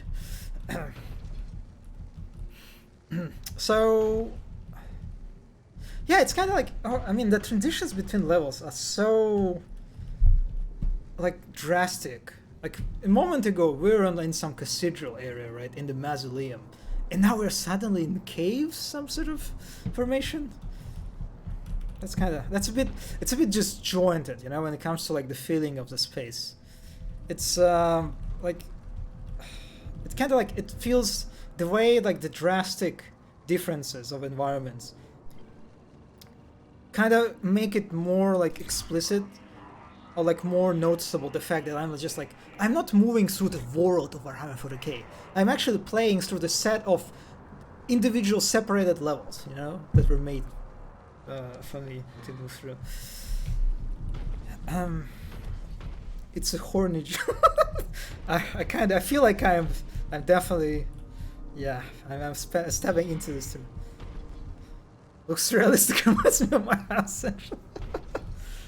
Yeah, it's just Warhammer 40k architecture. I'll say that I am really digging this pipe, just like casually moving through the caves. I like that. The pipes are good. Like, look at this. Look at this. Ventilations. A bunch of sick, sexy pipes. Yeah, horny jail. That's for sure. Oh. I'll tell you that. I'll tell you that to the sound effects of shotgun. God, it feels so good. Like the sound of a shell hitting this floor. That's... God, that feels... God, this is just... Oh my God, this is how you do it. The Boltgun doesn't have it. Like, why? Why would you... What? You can't even hear it. There's like no sound of shell hitting the floor. God, this is so bad. Love the animation of the shell. They're just like, they're so thick, right? They're so big, they're so exaggerated. And I mean, this is like, I assume this is some sort of Boltgun shotgun, right? And I mean, this is a Boltgun. Like you can feel like you're shooting mini rockets, right? This is a normal sound.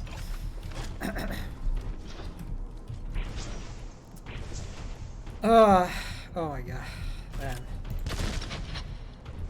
You know what? I take every criticism of shotgun in this game I had. I take it back. I was just dead wrong. No, I am. This shotgun is perfect as far as I'm concerned. Okay, I'm just kind of like jumping into encounter a bit. I miss these blue horrors. And shotgun definitely doesn't feel like an adequate weapon for them. Oh, that was cute, the infighting.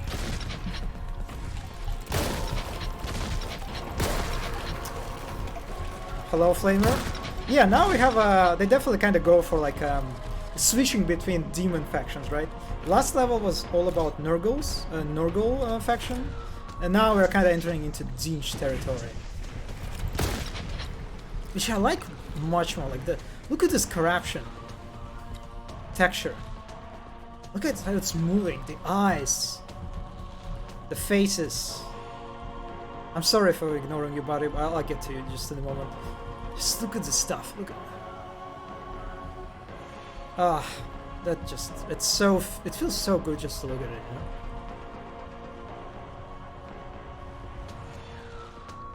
Anyway, back to you.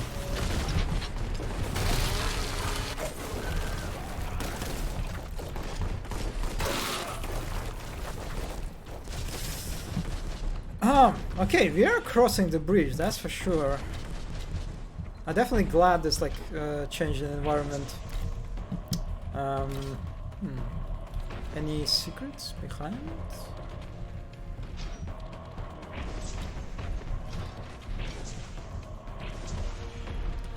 The sound is not how it takes me back to Alien Shooter.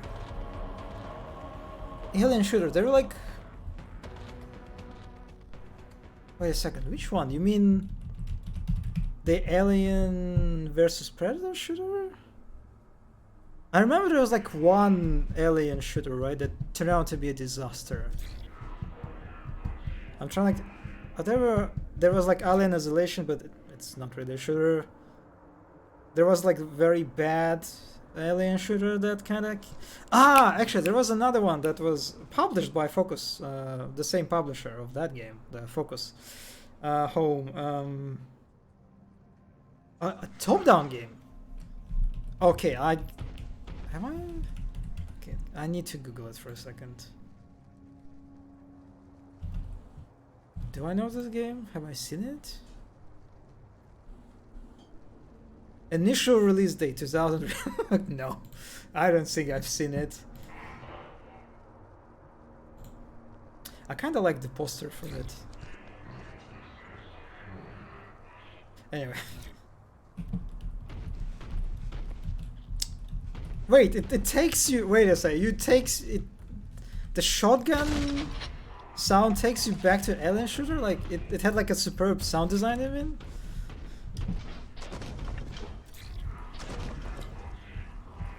Anyway, I think I missed. Yeah, there should be a secret. Of course. You can't hide from me. I can see you from miles. Ah, look at these. Look at these decals. Like, man, Adeptus Mechanicus is just like such a just beautiful combination of skulls and cogs. Cogs and skulls. Like it's the best. You're like, what? It's just beautiful, right? It's perfect combination. And this too, like the cog kind of like looks like a sun, sort of, or like it envelops the sun. And I really love the texturing they've done on the container, the cargo container.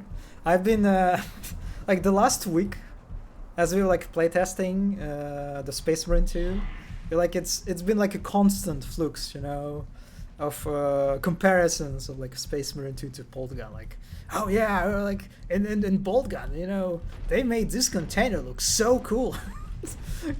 Like, oh, in Boltgun, the Boltgun sounds so great, and it's just like, yeah, it's kind of like a meme at this point.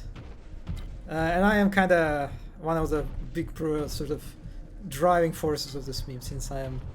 It's very hard. It's very hard to escape comparisons when you work on the Space Marine game, and there is already a bolted game that just basically like a superb first-person shooter, and for the game universe that is literally about Space Marine and connected to Space Marine 1 at least. I'll say this is very silly. What is this fucking orgy of containers? What is happening here? What kind of chaos corruption made those containers into such, like, this is what orcs would do. Like, orcs are such a goofy guys. They would stack containers in such a nonsensical way. Chaos, maybe they would also do it. I don't know. It's just like what is happening here? How did you achieve that? It had a satisfying shell falling sounds. All the weapons were due to use. Okay, it reminds me like the top-down like shooters, right? Arcade shooters. This is. I mean, there's like a literal connection, right? The Doom, for example, like was basically it was heavily influenced by the top-down arcades, right? And you can basically you can play Doom by like just using its auto map, right? In this kind of like top-down way. So yeah, that feels quite appropriate. Seems like the barricade will consider pretty heavy. I mean, yeah, as a like imagine how would you stack all of this, right? It's not very easy. Like, it's not an easy job at all. And they're like, you know what? There are no cranes. How the fuck are you moving all these containers? No cranes, no nothing. Like, yeah, I mean, whatever. They're sexy, okay? And they're kind of like the composition is kind of pleasing to look at. So, whatever. Holy shit! That explosion radius was. I did not expect it to be so big. Oh, that's kind of fancy. How the corruption envelops this. It's not a container. What do you call it? Tank? Like an oil tank?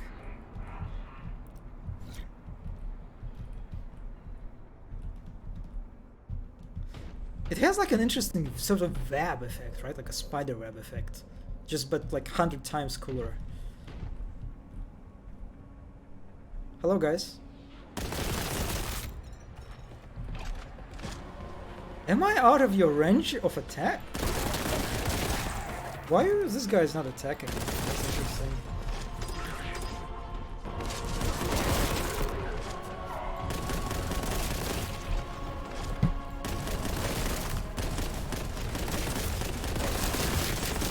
Yeah, this is a good intro for a combat account, right? And in many ways, like you can see every enemy that appears, like every enemy is appearing in your line of sight, right? You can clearly see where the strike is coming from. And in this case, in many ways, it's achieved through the just the layout composition, right? It's basically a corridor, and you progress through it.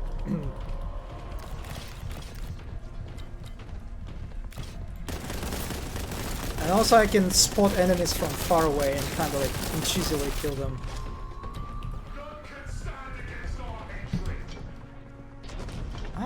I don't know. You invoke my ire.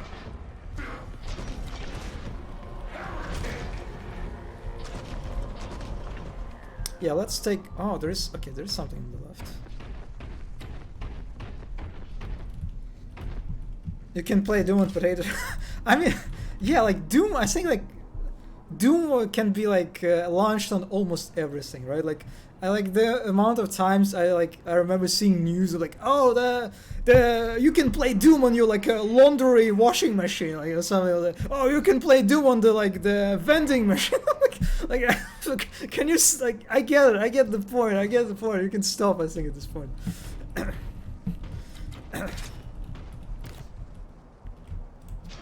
Can I just jump?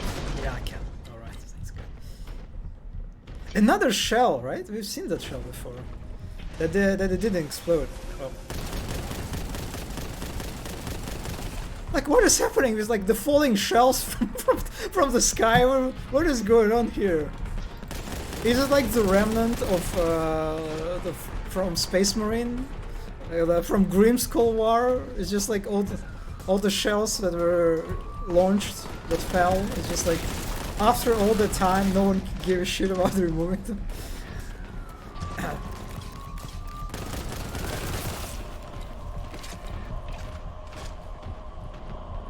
Oh, the music is really nice. I like this one. Did I reach the end so quickly? The pregnancy test vision of those. Oh my god. Okay, I haven't heard about this one. Imagine getting a pregnancy test, like a positive, and then you're like, yeah, fuck it, I'm gonna play Doom. That's a good opportunity to play. Commemorate something, I don't know. Or celebrate, rather. Yeah, that's the word. Commemorate. It's the wrong one. Okay, am I? Don't tell me this is the end of the bridge, please. Ah, sneaky ambush.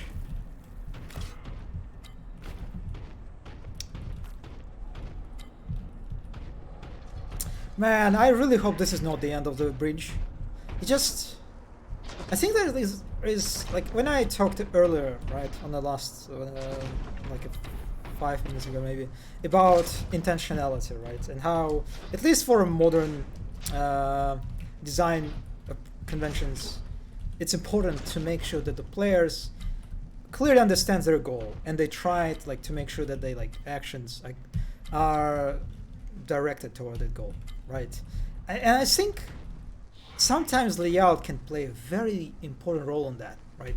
Like in this case, the bridge, right? It's a simple corridor that you move through, but because it's very directed, right? Like the whole movement, the whole progression through the corridor is just, it's so directed. It's kind of like, it's very easy. Like it's, on one level, it's very satisfying, right? It's very clear how you make a progression, right? You just move through a corridor, how you like clear the enemies one by one. Like it's very clear to you that you are making a progress. You are taking control of the space one by one, right?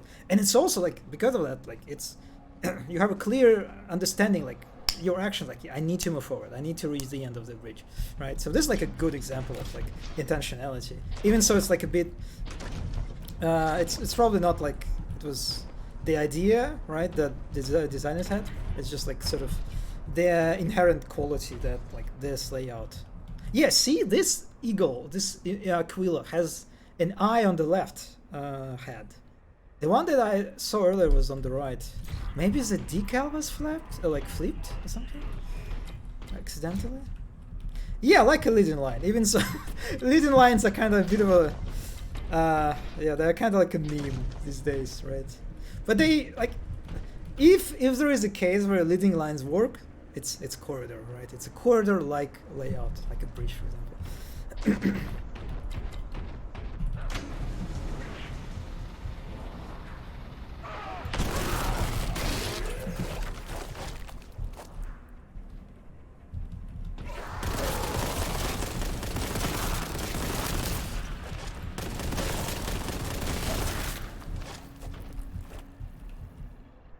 Oh, I kind of like how now we're entering some like quiet, enclosed corridors, right? Nice contrast in terms of like the scale of the space. God, this is just like this architecture, especially we can see it clearly. Oh, and this floor, I love it so much. Like this tile.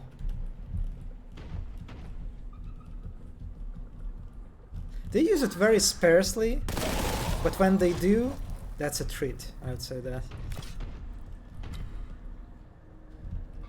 Oh, okay, so I moved around? Why? Why did I do this? Oh, I go up. Okay, I have people are waiting for me. Just wait a little bit longer. Alright, I can take high ground. I'll take it.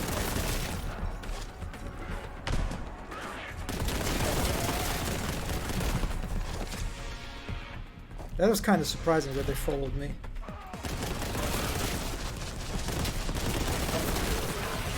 Oh!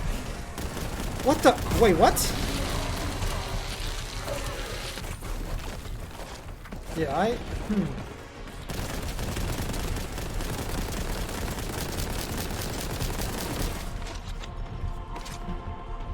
I guess this guy was supposed to spawn here. I was just kind of like hanging out.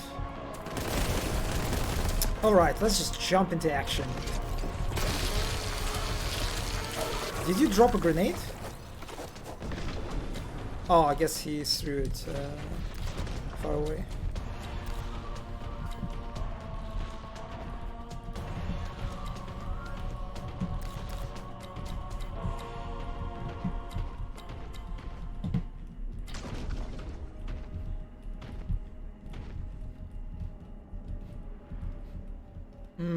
Wait, did I? Why there are corpses? Am I like backtracking?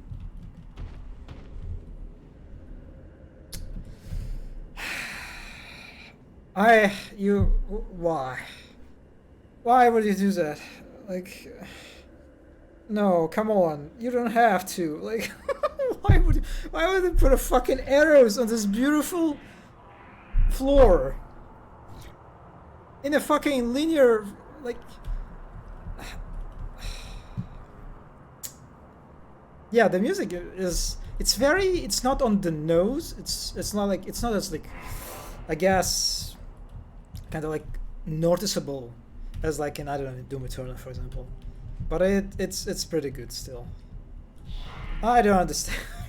Why would you put a fucking arrow here? Like... This is some vandalism, okay? This is, I don't know, is it like some environment artist decided to put it here? But it is level design vandalism as far as I'm concerned. There is no fucking utility to this. It doesn't help to guide player to move through this fucking corridor, and it just ruins the beautiful floor texture. Also, oh my god, I don't think this is supposed to be like that. Yeah, the floor is, the geometry is missing. Oh, okay, just let's pretend we didn't see any of that. It's for blind people's convenience. Yeah, it's... Okay, where am I going? Why are there corpses here? No, I wasn't. It's so weird. Wait a second. Why there were corpses? Oh, maybe they're like the civilians, like the Imperial Guard, maybe? Yeah, this is a bit confusing, right? Okay, this is actually, I guess, a bit of a... Well, ultimately nitpick, but you can still raise this. I can't go up. Fuck. That's, like, one of the way, right? A player can sort of understand their position in space is through the sprites of corpses, right? You kill the enemy, and as you move through space, you see the corpse of the enemy. You understand, oh, I've been there, right? It helps, like, it helps in some way to build the mental map of the area, and helps to, like, understand your position in space. So that's pretty useful. That's a tool that you can employ, right? And you don't need to do much. It's just, it kind of like naturally works in case if you're like the corpses of your enemies don't disappear, which is like most of the times it's the case. But when you start putting corpses that player didn't kill on their way, now that can lead to some confusion, and it definitely confused me a little bit because I'm moving through the space that I don't think I've been there. I didn't think, right? But I see the corpse, and it makes me think, wait, did I kill someone here? But I don't think I killed anyone here, right? I started double guessing myself, second guessing myself, and it's just like, it's probably you could, I guess the problem is that this corpse of, I assume, like a civilian or like Imperial Guard, it looks like a corpse of an enemy, right? It's not very different from a corpse of a cultist, for example. So maybe they could make like the corpses of like decorative corpses more visually distinctive. That would help to understand, like, oh yeah, that's a corpse, but that's a decorative stuff. That's not an enemy that I killed. So yeah, that's I mean, like, it's just like, what is it? What am I looking at? Is it the cultist that I killed? Or is it like a decorative corpse? I don't know, man. I kind of wish I could go up. Sag.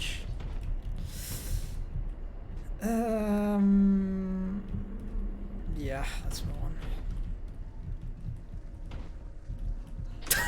Like, look at this. Look at the stack of containers. Yeah, it's not. It is as a barricade. It doesn't even make sense, right? It's just.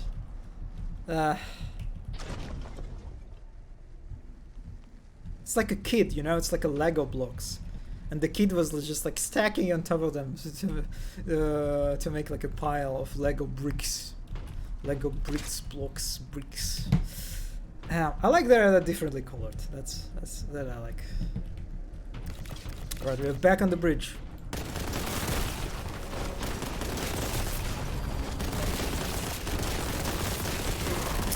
And speaking of negative, or like challenges, I guess, a better way to frame it, when it comes to very linear layouts, right, like corridors, and this key breach is, first of all, it's you should be aware about the fact that, like, it's very easy, right, to spot enemies from far. It can be very easy, like, and to shoot them and snipe them, and it's also just, there's like the kind of, like, you can say, a constant door problem that is present, right? That if the player feels a bit unsure, right, about their position, they can just backtrack. They like back away and into like a safer environment, right? Which is not necessarily bad and so on, but it's just like you should be aware about that if you like want to, especially make a challenging encounter. Which so far it was like. Oh, it wasn't. It didn't feel like a proper, you know, release sequence. Like, I think this is, for example, a good sort of introduction, like a way to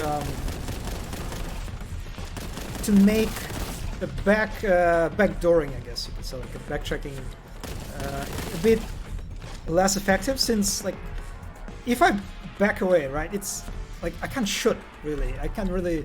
Well, I guess I can. And there are still like a bunch of like geometry, right, obscuring my way. So it's not very effective, right, for me to back and then start like shoot enemies from the safe spot. Well, except at least, of course, I can just go up, right? So it's not, it doesn't work completely, but still, I guess like that's a good example of a layout that could like remedy.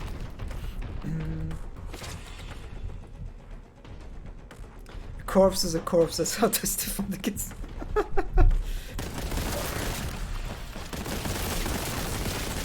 Well, no one testifies against Space Marine, I'll tell you that. It's the Emperor's will. Yes. The Emperor's will.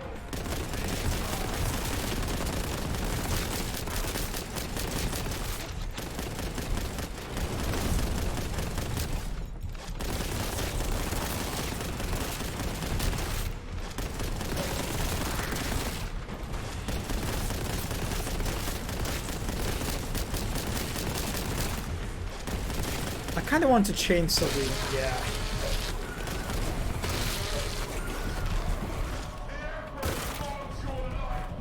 Yep.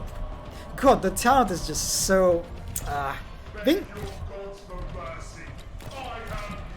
being able to taunt, especially taunt in the midst of combat, is just... it's like, I think it's a good example of mechanic that is like ultimately decorative. I don't know, is there like some sort of gameplay benefit to taunting mid-combat? I think I've seen people, some people say that like grants you some resistance, maybe like for short term to damage. I don't know, I'm not sure. So like it's, I think a good example of mechanic that is like, you can say like technically it's just decorative, right? It's a flavor. There's not much to it. In one, you can imagine like in a, I don't know, in the midst of development hell, one can like argue that like we should just cut it. We shouldn't even waste any resources on that, right? We shouldn't waste a voice actor's time to record like 1,000 lines for that. It's not worth it. There is no like, it's just flavor shit.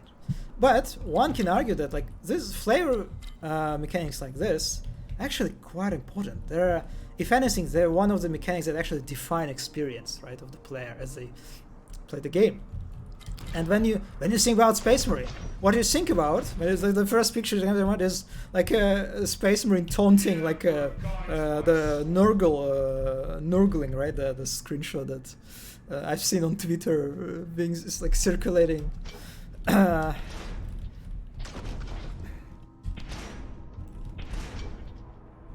Okay, I see a closed gate.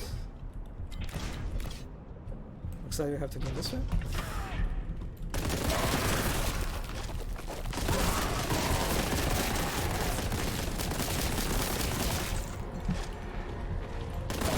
I kind of like this. It's a quite simple, right, layout, but still I like how they they provide enough sort of variance, right? They give you the very straightforward breach section to move through, and then when you reach like the section, the gate, they provide you like a side area sort of that provides like a different experience in its layout.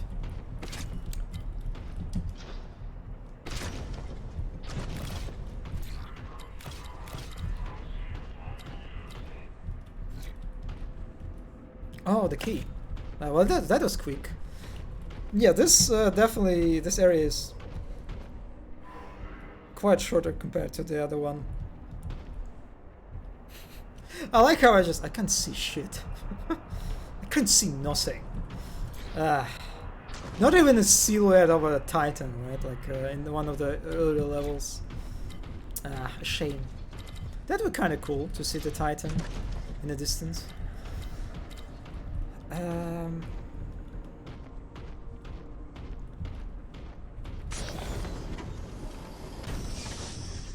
Oh, the super vengeance Boltgun. Got it.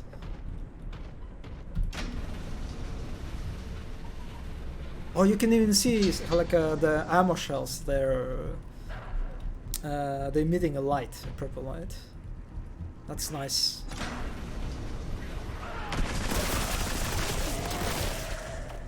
I don't know if I should waste... Okay, I saw the enemy for a second.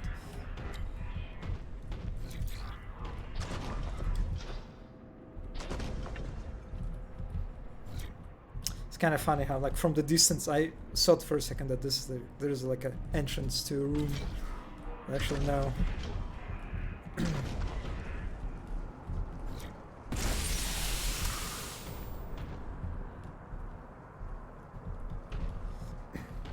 Oh wait, that's a gun actually. Oh, this is. Oh man, this is such a shame. You can like, it's so easy to miss, right? You don't even understand it. It's not even readable as a gun when you like enter this room, right? And your attention is also diverted to the enemies. So in order to like to notice that this is a gun, you need like consciously turn around from the distance. God, I love these guns. You can see this like a spiky, like a cog. I guess I don't know what this like element, right? That adds like a very nice silhouette to. This is an edgy gun, you know, as far as I'm concerned. Wait, my shotgun is also buffed. When did I get a buff for it?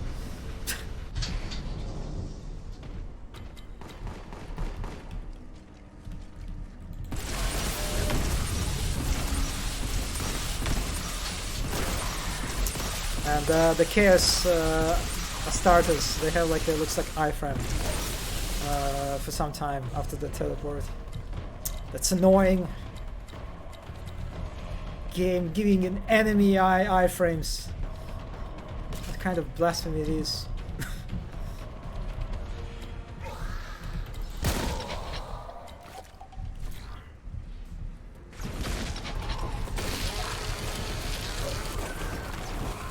Oh, where did you come from?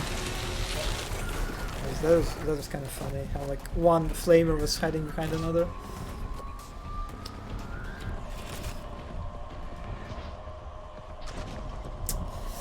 Yeah, man, I wish they would still add some silhouettes of like of buildings or something in the distance. It's kind of...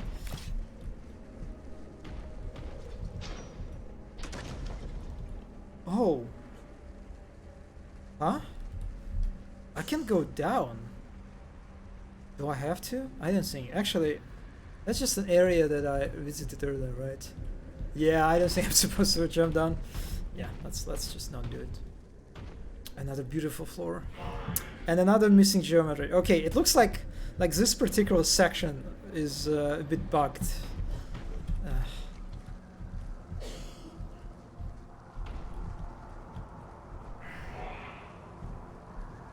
Yeah, you can see that maybe it's supposed to be covered, right? There's like the missing part of the floor section. It must be like covered by this like trim on the wall. That's probably what's happening.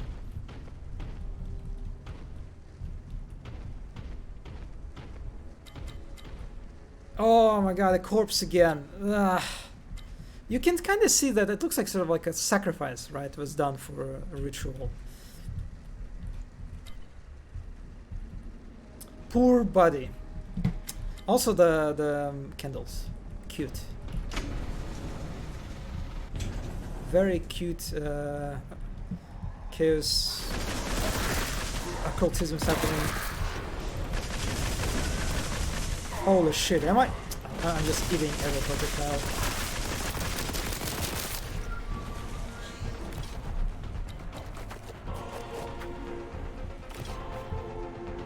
And this chandelier is just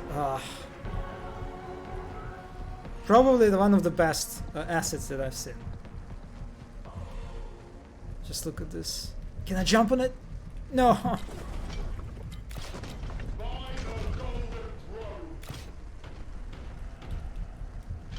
It's such a missing opportunity that they didn't put anything on top of that. And you can't even vault on the... yeah.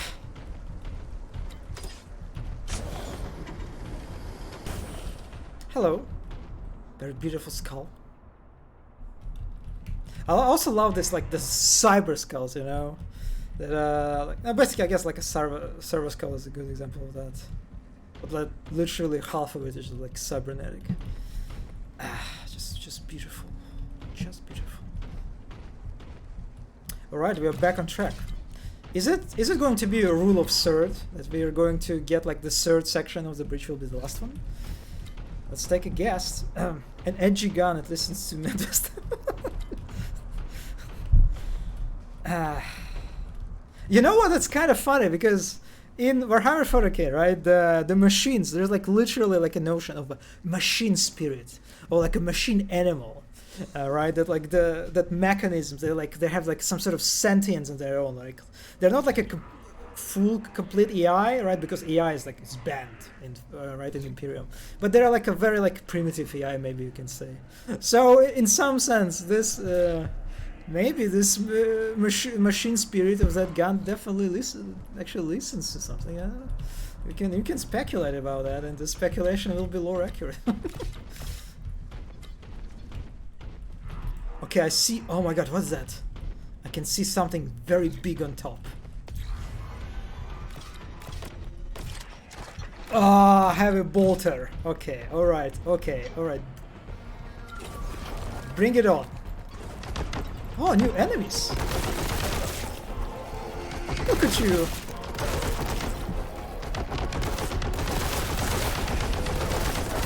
Cute little screamers.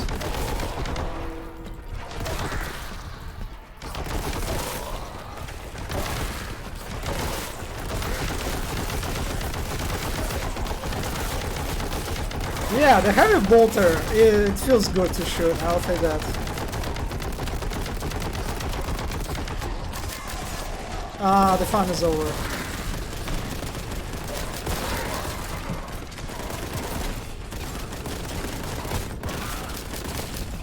Okay, I ran out of my armor.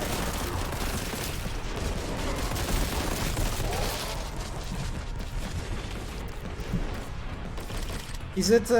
Yes, it is a heavy bolter. Thank you. What is that? Oh, it's... Alright, I activated slow-mo. Alright. Take that.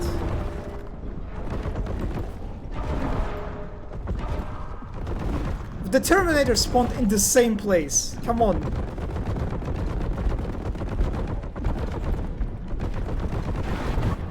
Yeah, you can see like the damage direction, especially when like the enemy hits you. But it's so... Okay, I am kinda getting close to death. Ow. Barely dodged it.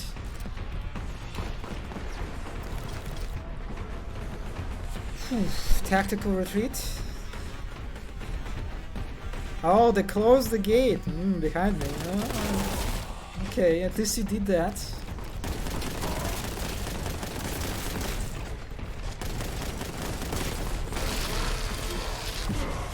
Oh my god, no! No, no, no, no, no, no, no, no, no, no, no, no, no, no. Oh, I've seen the medkit. I've seen the medkit in that. Yes. Oof, holy shit, that was a lot of health and armor. Yeah, that was a very poor decision on my part. Trying to melee that guy. Oof.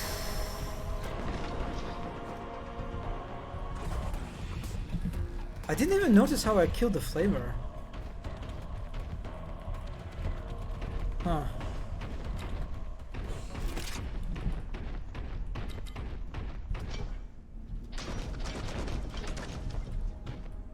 Alright, that was nice. That was a pretty good introduction of like a new weapon, right? With like encounter after that. Yeah, Heavy Bolter feels pretty good in this game. I think they nailed it. And also kind of like a very nice sort of like how do you lure a player, right? Like into, let's say, in the middle of the arena. Well, in this case, it's quite straightforward. That, like, you literally, I guess, I think you trigger the encounter when you pick up the heavy Boltgun.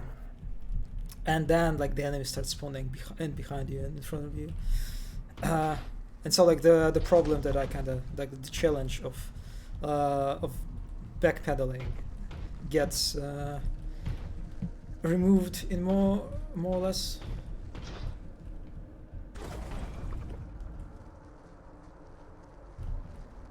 Where did... Huh?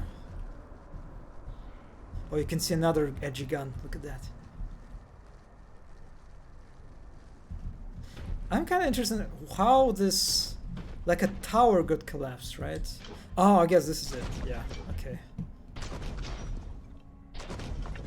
I almost wanted, like, to start talking shit already. Like, wait a second, where did it come from? Like, okay, no. Everything makes sense.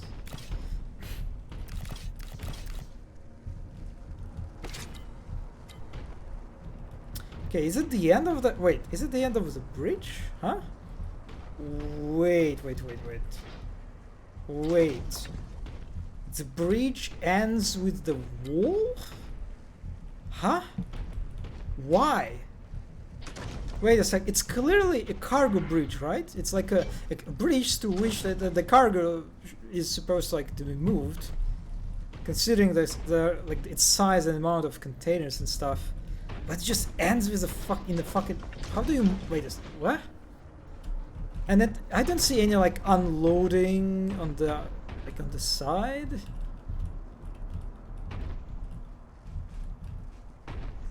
Yeah, this is really weird.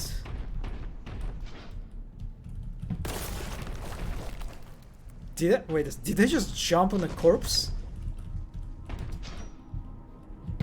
I wanna jump on a corpse again.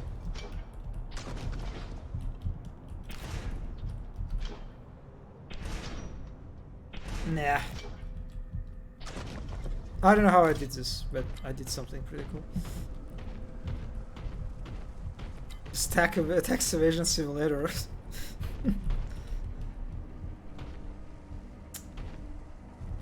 Yeah, I don't know. Architecture-wise, it's doesn't really make much sense to me.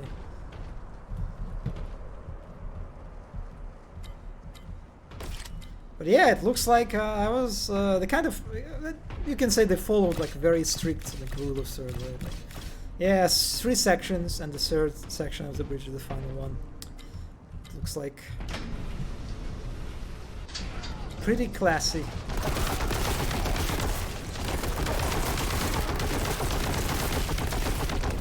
Yeah, but heavy bolter, like, suppresses, like, your speed, your movement quite heavily. Like, you literally turn into a turret, which makes sense as a downside to the firepower that you get. What I don't like is how, like, the idle animation just... You don't see the gun. Like, why would you do this? Like, why would you, like, make the idle... Like, I want to see the gun I'm holding. Like... What kind of, like, weird edging it is, you know? Like, yeah, you want to see a gun? You better waste some ammo or something. If you want to see a gun. Like, look at it, how beautiful it is. This is like a skull on the side of it, right? It's just, like, the model is so just well done. I want to look at it. And the problem is, you could, like, oh well, if it would take, like, a half of the screen, and it's like when you shoot it, yeah, it would make sense. But it doesn't. It doesn't take half the screen. Oh, this is so, like, why?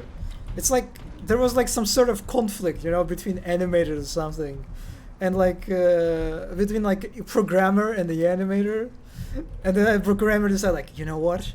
I'm gonna make sure that the work that you made, players won't be able to see it. I'm gonna make the animation so it's like so that you wouldn't be able to see, like, the gun when you hold it. Like, I don't know. It's like the only way for me to make sense of it. Okay, I'm moving through the corridors that I am kinda... I've seen, I feel like, for hundreds times already. Oh, look at them. Hiding in the corner. Waiting for me.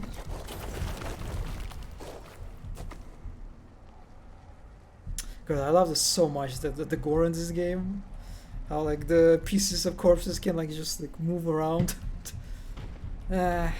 Silly stuff that I appreciate.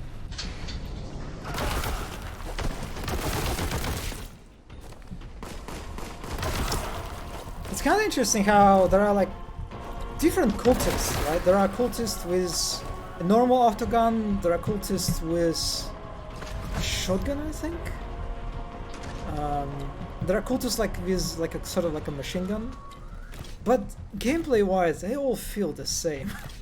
Maybe like on a harder difficulty, I guess they kind of like you start paying attention to what kind of cultists you're facing. But on normal, they all kind of all just like difference in enemy like in patterns. It's just like it kind of gets wasted because of how you can just kill almost like one shot all of them.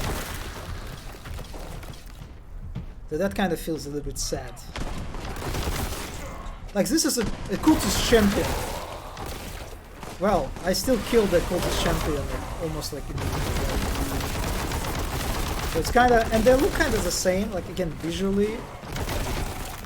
Only the plasma gun cultists kind of you can notice them because the plasma gun is very distinct visual weapon.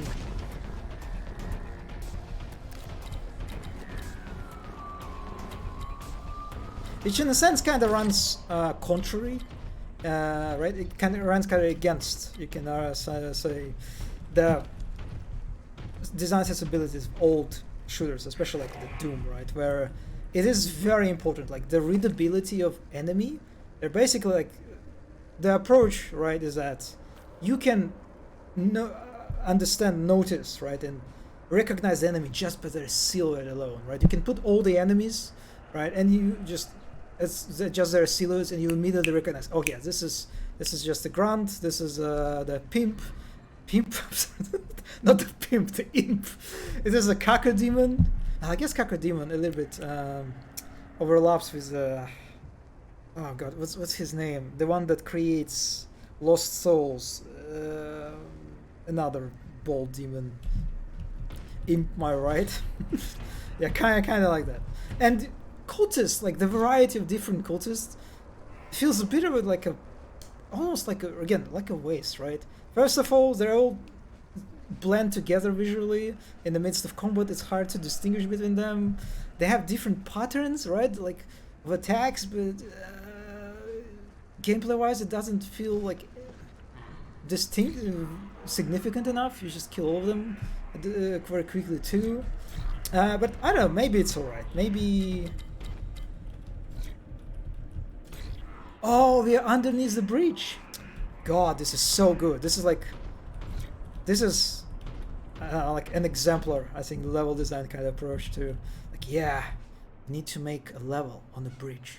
And we need to utilize every part of the bridge. So, of course, we are walking on top of it. But then we're walking on under the bridge area. There should be under the bridge area, of course, to utilize all the all the available spaces, right? And to give the full bridge experience to the player. God, and of course the chains. Look at these chains, just,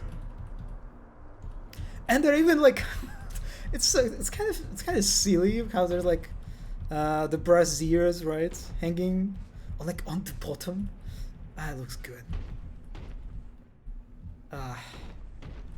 I'm so happy. I was expecting the bridge to be over already, but no.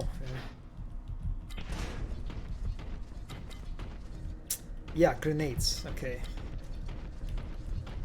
It's kind of funny how like the grenade pickups, they have like this sort of interesting quality of like a reminder to them, right? When the player forgets about like for example, a lot of the times I just forget that I have grenades, and every time I encounter a grenade item, I'm just like, oh yeah, I have a grenade actually, and maybe I should use more grenades, you know? And it's just like, it has like, they have just like a nice quality to them, even when you can't pick them up, right? Oh, there's something on top.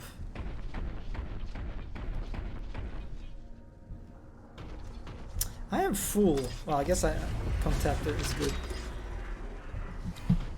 Oh man, yeah, this game's approach to secrets is so. Oh my god, I'm getting attacked. Like this game's approach to secrets is just so. I know it's almost like a formality, you know. It's just like, yeah, like I don't know. It's so wrong.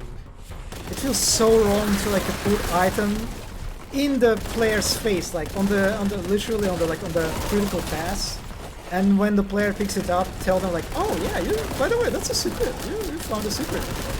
Really? Did I?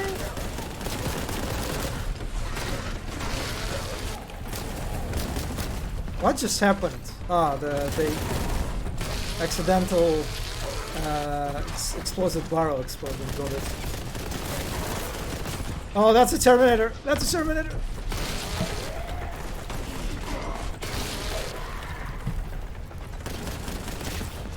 Yeah, I don't want to face the Terminator! Ah! Almost didn't reach that guy.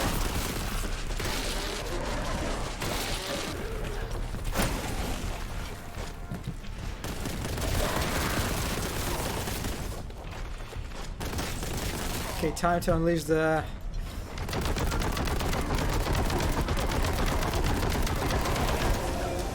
Honestly, the heavy bolter doesn't feel that effective against Terminators.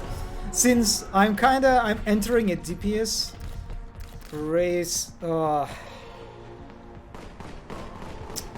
well, that's... Okay, let me kill the guy.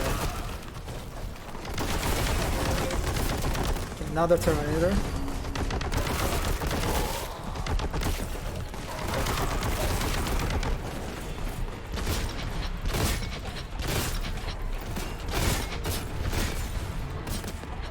Holy shit, okay, grenades are super effective against Terminator, it looks like.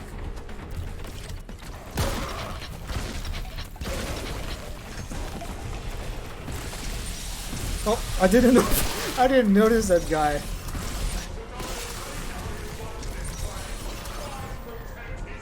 Oh man, he even mentioned Sidonis. It's just like well, it's not a side character, it's like a sidekick to Titus from First Space Marine. He gave like his companion that dies like toward the end of the game. Spoilers, by the way, for First Space Marine. Yeah, this is cool. I like it. I like that they even he even mentions that guy. I feel like most players like they remember Leandros from First Space Marine because he basically put Titus into like Inquisition's hands, right? And Titus, and that's it. Like no one really mentions Sidonis since he's so bland as a character. Yeah. So anyway, this yellow paint. I was so happy not to encounter any of those like yellow paint paints like throughout other previous levels. But man, they decided to put them back. It's just again, it's like so weird. Like, why would you do it? It's not like there's a problem with readability of this platform. It's I can see this platform and I clearly can jump on it. There's no issues here, right? Like the distances, everything is clear, right, to the player that yeah, I can jump on it. I can traverse this gap.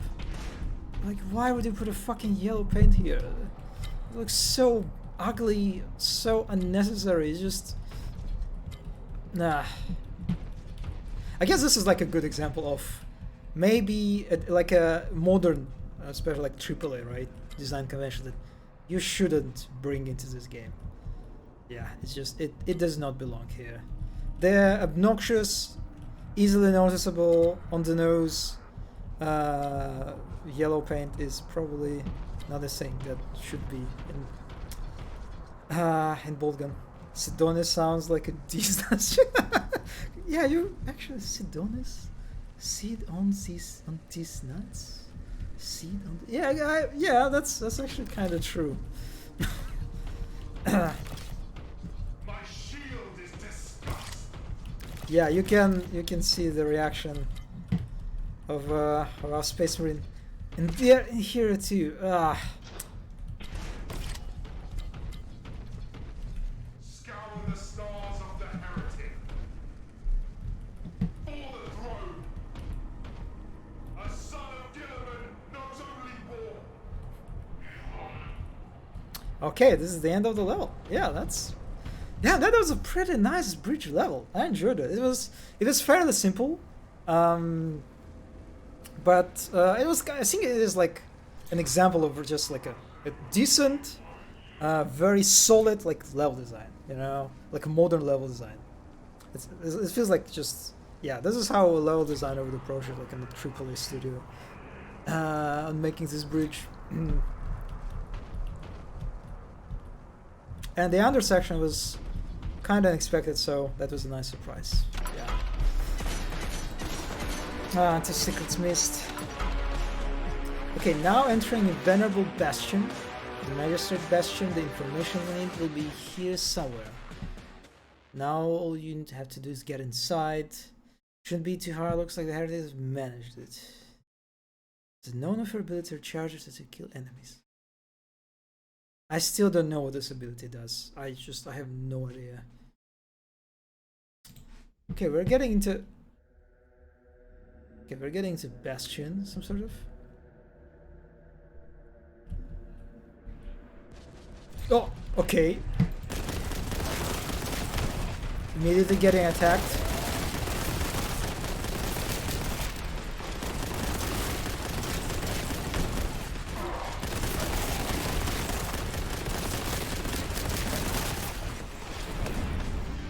Huh?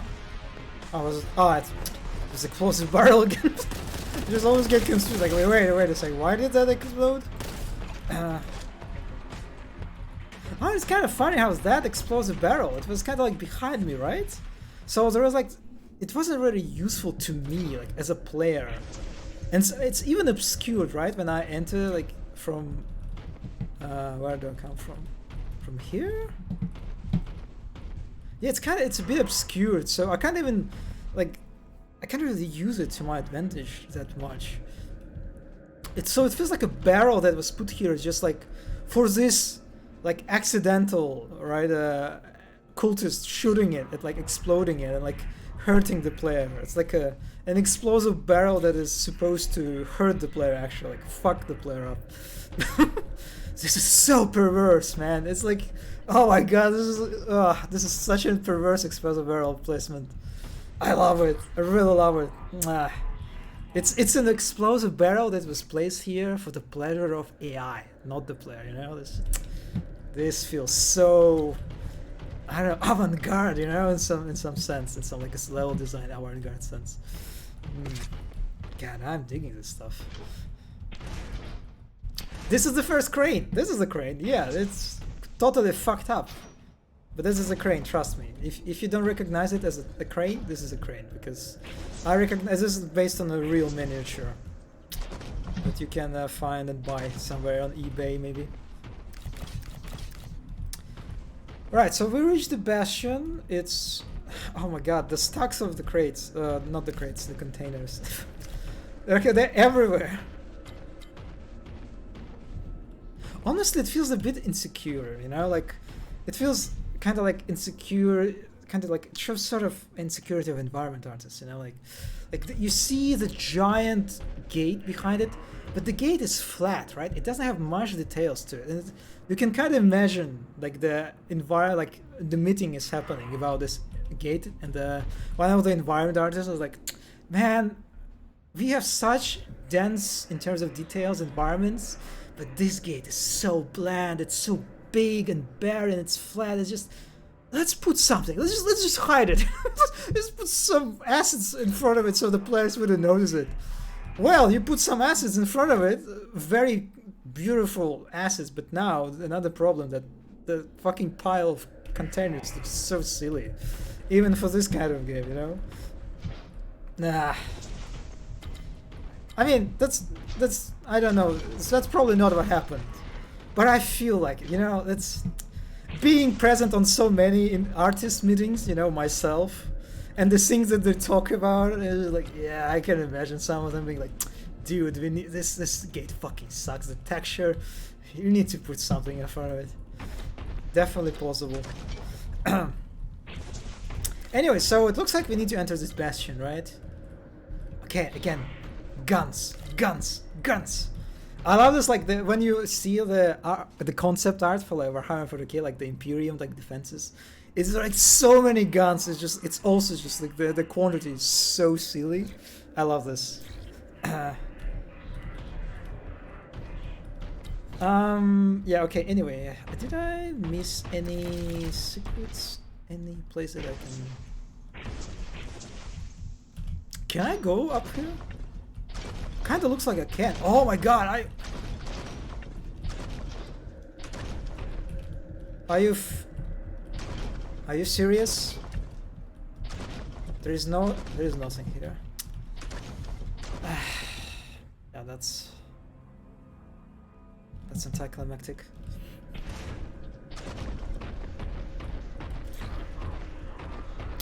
Oh.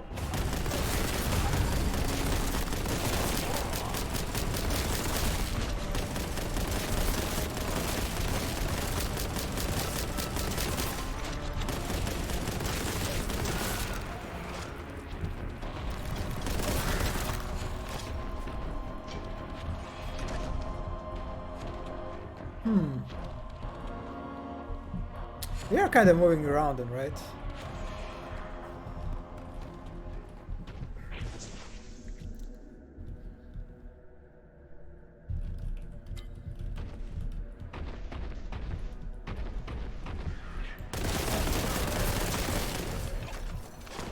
Oh, look at that skull too. Ah.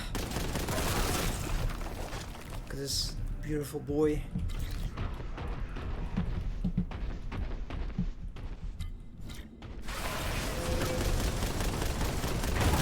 Okay, this is a new guy. Aspiring champion? Oh. Yeah, I've seen people being very angry about these guys. They're like... Yeah, well... Actually, I lost all my contempt to him. To his attacks, I think, right? Yeah, this one can be a real menace.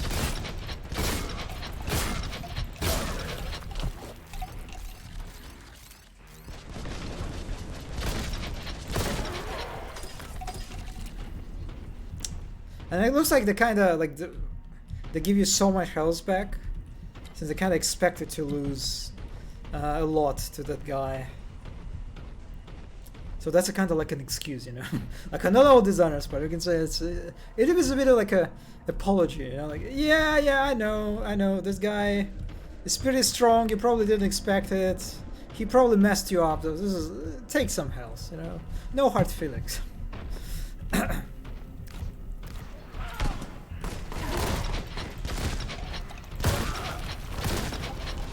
Okay, we're inside.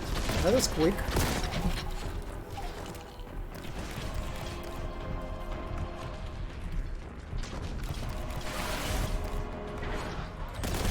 Okay, we have Terminator. Yeah, okay, we have a... That's not a good spot to handle.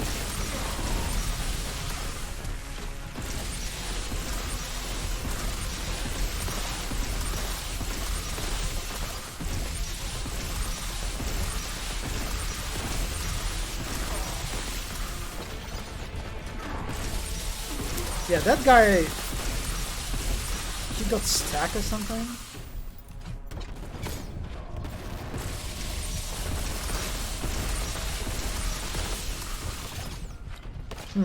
Not sure why he was like standing in one place. I'll take it. Okay.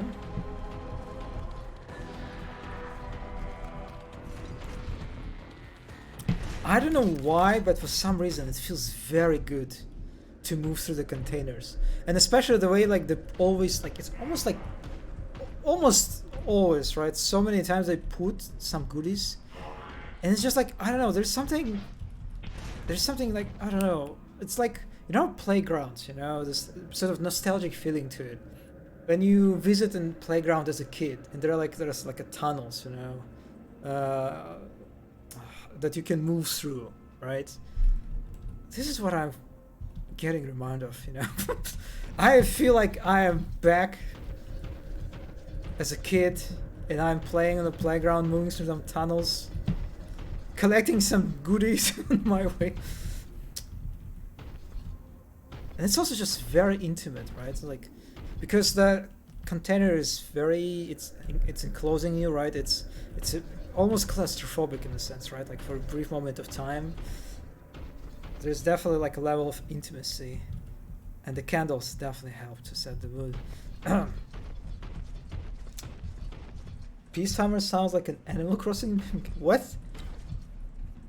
The magic of containers. Yes, this is definitely one way to call it. It's like being born fresh. Yeah, there are definitely a lot of associations you can evoke, right? Of exiting or entering. Yeah, that's... There is a possibility space is almost endless in this case. It's just something primordial about containers, right? That's... God, this is very awkward.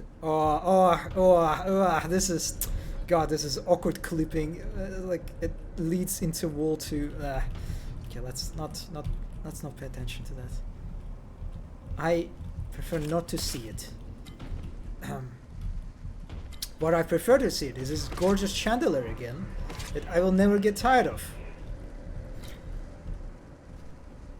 I'm so sad that like the cultists are not using this beautiful chandelier to like put some like dead people, right, hanging from it, right, to hang some people on it, some corpses. That would be great. Like imagine a bunch of like corpses like hanging. It's just like it would be such a great chaos flavor, you know. Instead, you have this like fucking banner that was like, it looks like it was drawn by like a elementary school student. I made that joke last time.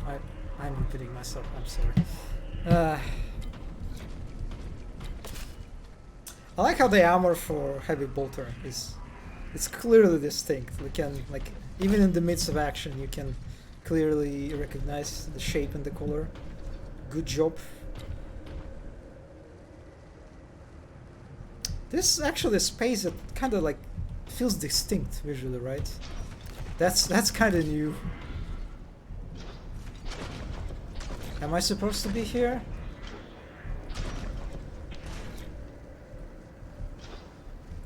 Oh, I can... Holy shit, I can put chandelier? I didn't even notice it.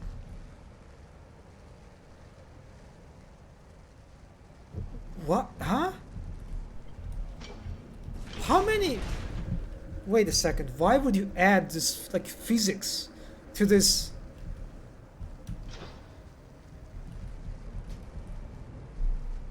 Can you wait a second? Can you, like...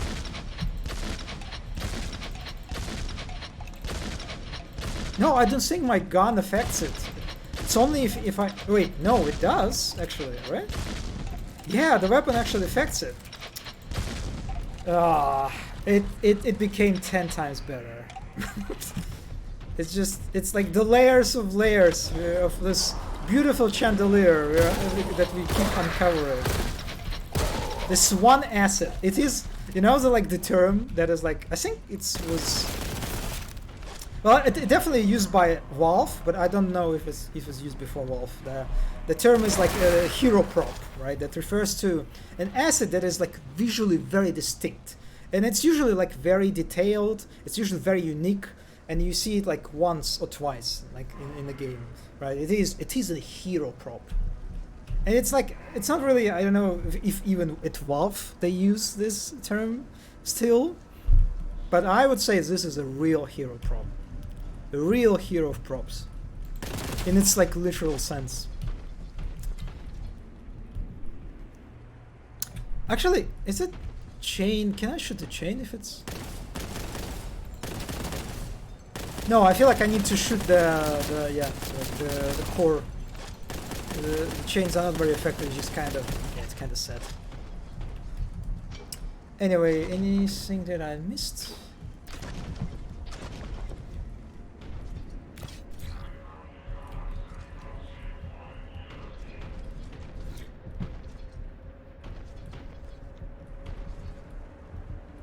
And these pipes are just so good. I don't even mind if the fact that they're clipping through the floor. It's all right. It's all very well.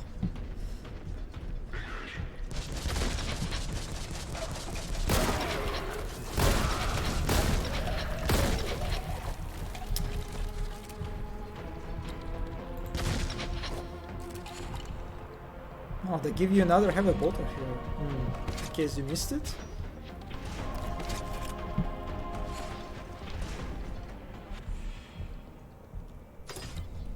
These barrels also look like the barrels that are supposed to fuck the player, not the enemy. Yeah. This is so... it's so menacing, right? How you like enter a corridor filled with barrels and you're just like... You immediately, right? Your gamer intuition. You get tense, like, wait a second. Something is about to happen here. And nothing happens. I guess a nice subversion expectations in a way.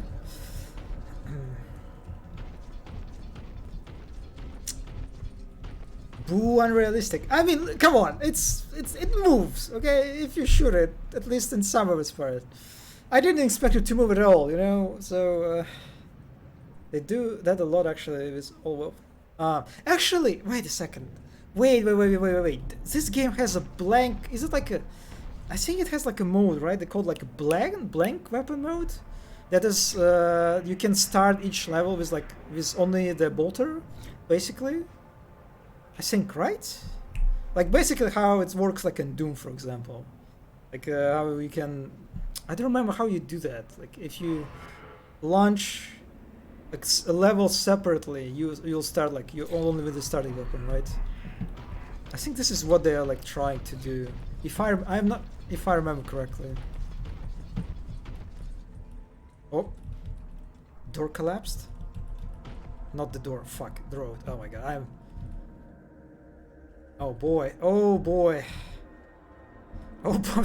The yellow.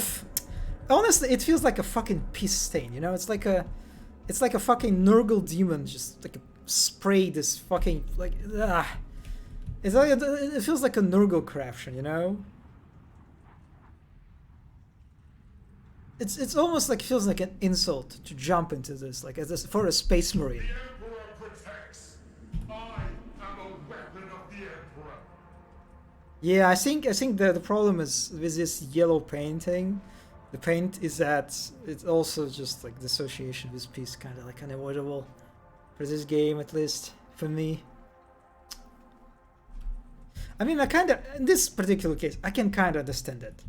I can understand why they would like to highlight this particular edge, like to give the player a clear indication that, hey, you can actually jump in here.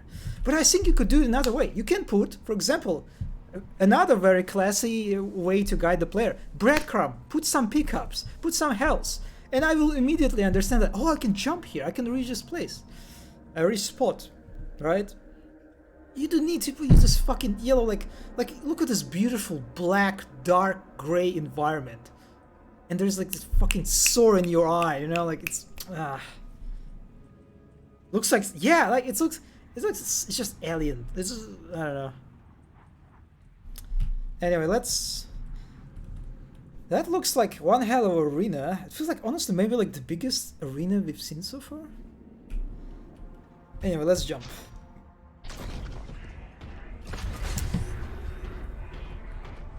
I'll take the secret. And I mean, oh my, like again, the whole secret thing, like the way they approach secrets in so like almost insulting way. If it's a secret, leave it as a secret. Make it like actual. If the player decides like accidentally jump in, right, out of curiosity, and gets like, oh my god, keep the element of surprise. Make a secret a fucking secret. Don't make it like, I don't know. I'm sorry. Anyway, let's jump into the action. Oh, what's that? Man, this is new.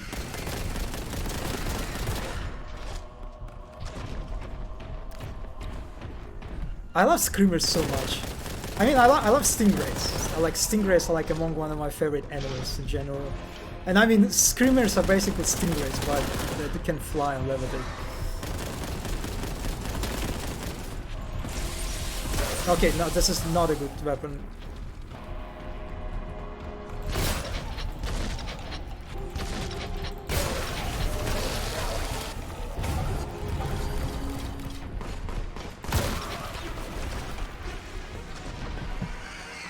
Maybe actually I can use some.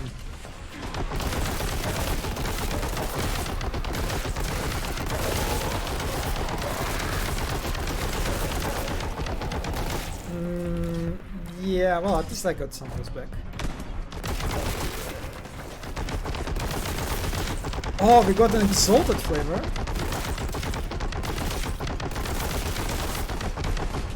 Okay, it looks like I pushed it back from the platform. Where is it? Where are you, buddy?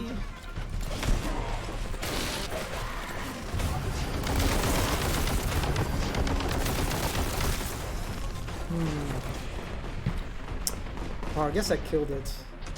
How do I go up?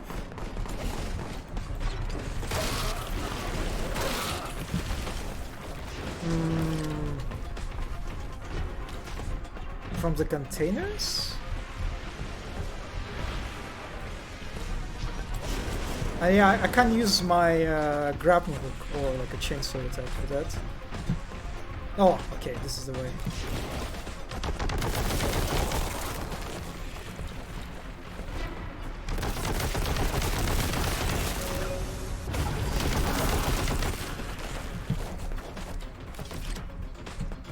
Oh man, this feels like such a good spot to be in.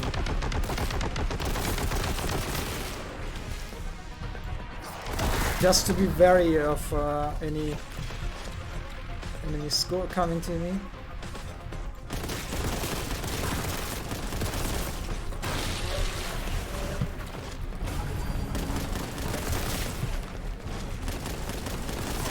Oh.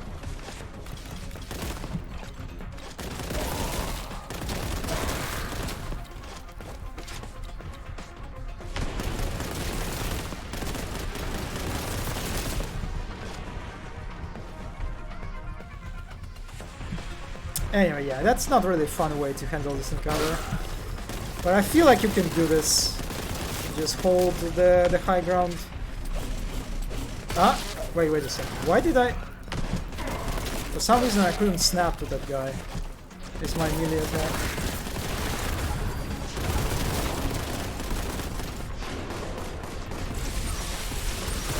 Okay, I kind of want to go up again.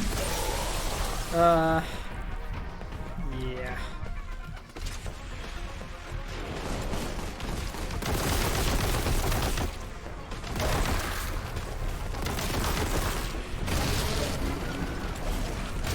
Okay, maybe I shouldn't. Yeah, I'm not sure I want to shoot that guy. Like, what?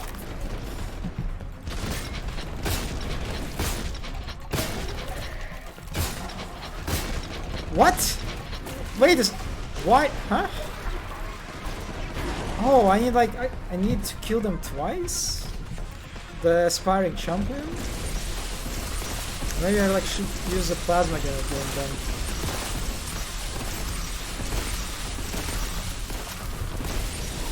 Ow, ow, ow, ow, that actually hurts. Actually, that might be a plasma gun. I'm so bad with my shots that I hurt myself. Kinda in confusion.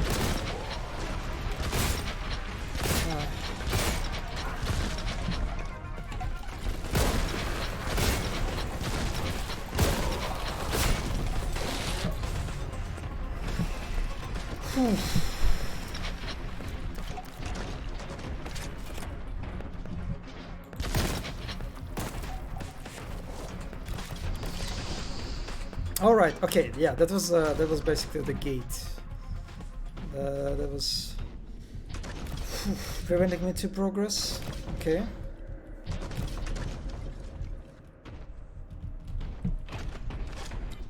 Yeah. Kind of interesting how they give you like this high ground, like the vantage point, basically. But you need to kind of sort of discover, right? It's not very easy, clear how you reach it. But once you find it out, it's kind of tempting to just stand here, right?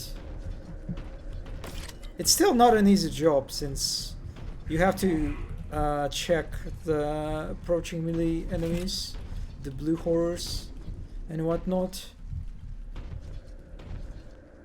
But it kind of feels, I don't know, feels kind of intentional that the player is supposed to like try to hold his ground.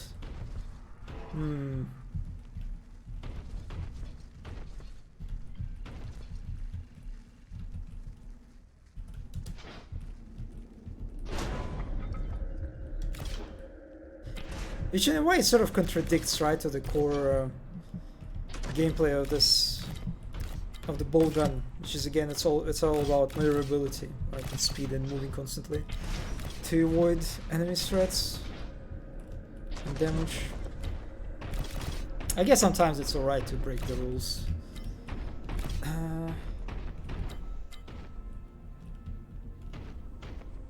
Yeah, I wonder what happened. Like for some reason, this part is just the ground is collapsed. Maybe to help like to make this like this, create like a mini landmark to make like this part of the area distinct from the rest.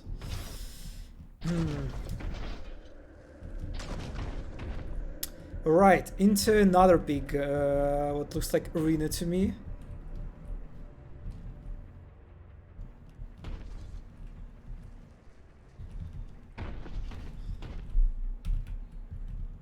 Oh, look at this, how do you call the support structure? I think, do you call them, yeah, I don't know what's the term, like in English. Well, it looks very beautiful.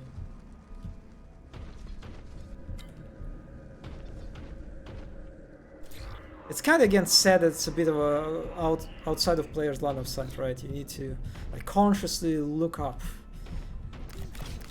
which you have plenty of opportunity to do so, but still, you can imagine a lot of developers kind of frowning upon that a little bit.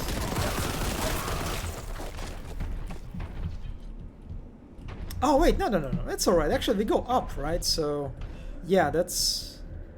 You get a better, like, opportunity to notice the gun. So it's not as bad.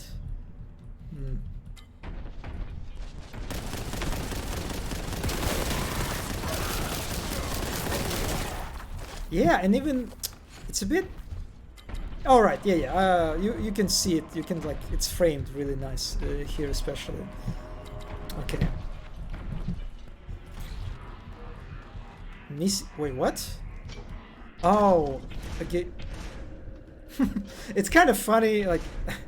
I think it's... scaffolding? Oh, yeah, I guess you can... Yeah, I guess you can call it a scaffolding. Chocolate wall from the Baskin. This is very interesting association. You mean like that corruption area, the corruption wall that was blocking our pass? Yeah, that's one way to look at it. I wonder if you needed to jump to snap to a flying enemy. I mean, so far screamers are very active in like approaching you. It's actually kind of funny, right? Because flying enemies are quite challenging to do, right? In action games. Well, in shooters, it's not that big of a deal since your primary means of engaging with them is just shooting them, right? And not meleeing them, as opposed to like others, like slashers, for example. But so far, it looks like screamers are very aggressive. They're like constantly attacking you, like and getting in close range. So I didn't even have like a desire, you know, to try to snap to them. One could say that mobility is about always being in the best fighting position rather than constant movement. It's deterrent to fun if the position is... Yeah, I mean, yeah, this is true. This was kind of like I was thinking about, right? How I am a bit confused about this like particular vantage point, since it feels like this is what they wanted to do, to stay in that spot, but it felt so constraining and just a bit boring too, right? Anyway, what is funny about that is how this is kind of like, I think, a good example of like trying to do like execute where again like you have a gate, right? And you have a key, like the lock that opens the gate. In this case, the distance between them is very big. So, as a modern level design sort of convention dictates, you need to make sure that the button, in this case, like the lock, right, that unlocks the gate, is framed in such a way with the gate that they're more or less in the same line of sight, right? So you can, when the player opens the lock, they can see what they do in the environment, like what kind of change they make in the environment. Like in this case, they opened the gate, right? The problem is because the fence is so big, and there are also pipes in addition to that, like, you don't see the gate. Like the gate is abstracted. You need to jump in order to understand. Like, oh, this key opens that gate. Okay, got it. You need to like jump to do that. So it doesn't really work on its own, which is funny. It's kind of funny how you see the intention that like, yeah, there's a lock, and it's also you see the gate kind of like framed in the pattern of sight, so so the player is being able to make connection between these two easily, blah blah blah blah blah. But no, it just doesn't work. I can clearly see a player who is like looking at this lock and like, why the fuck there is a lock? What doesn't open? Okay, and just like they move on. It's funny. I was just yeah, just remove the fence. Like very easy stuff. Remove the fence, put the button on the left, like rotate it a little bit so it look better, and do it much better. You like, and also remove pipes. Pipes don't help. So yeah, and that would much better. The fence wouldn't obstruct your view, and you would see that actually, yeah, there is a gate that is probably connected to this.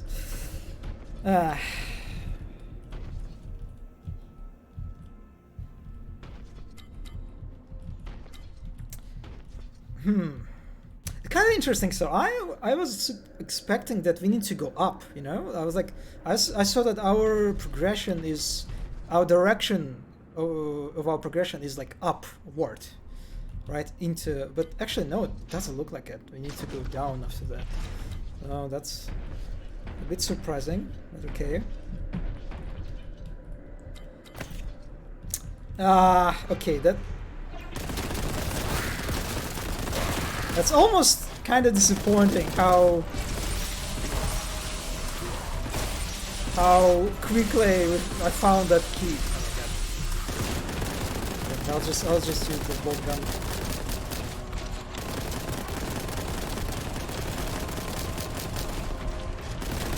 Yeah, it's funny how you can push the enemy off the platform with your shots. Yeah, it was such a short path to the key. Oh, wait a second. Wait a second.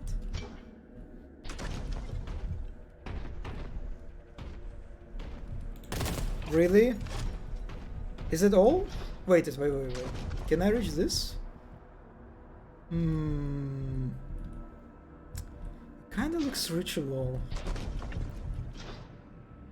But no, I didn't think so. The way this geometry is obstructing my path. Yeah, I'm not sure.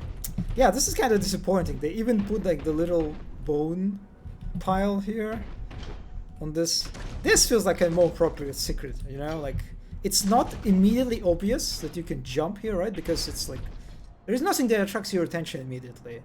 And it's like the fence kind of obscures that what collectible could be like in the end. Or like the arch too can hide it.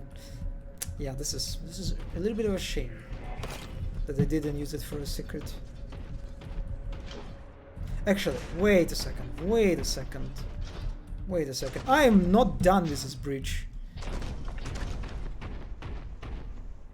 This bridge connects to nothing. come on! Like, you could put at least like a door here, like a gate. No, it's just a wall. It's a bridge that connects fucking nothing. It connects wall to wall.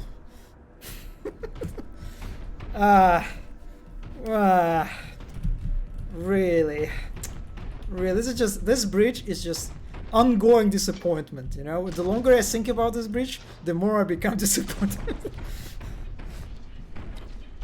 In all case, you would unlock something and don't even realize. Yes, yeah. This is basically. It's kind of funny, right? How. And when it comes to, like, to approach of like framing, right, and especially like to locks and gates. Like, yeah, in retro games, in Doom, for example, right, a lot of times it was about you figuring out. It was like very unobvious. A lot of times you didn't even get any like a sound cue that you opened something, right?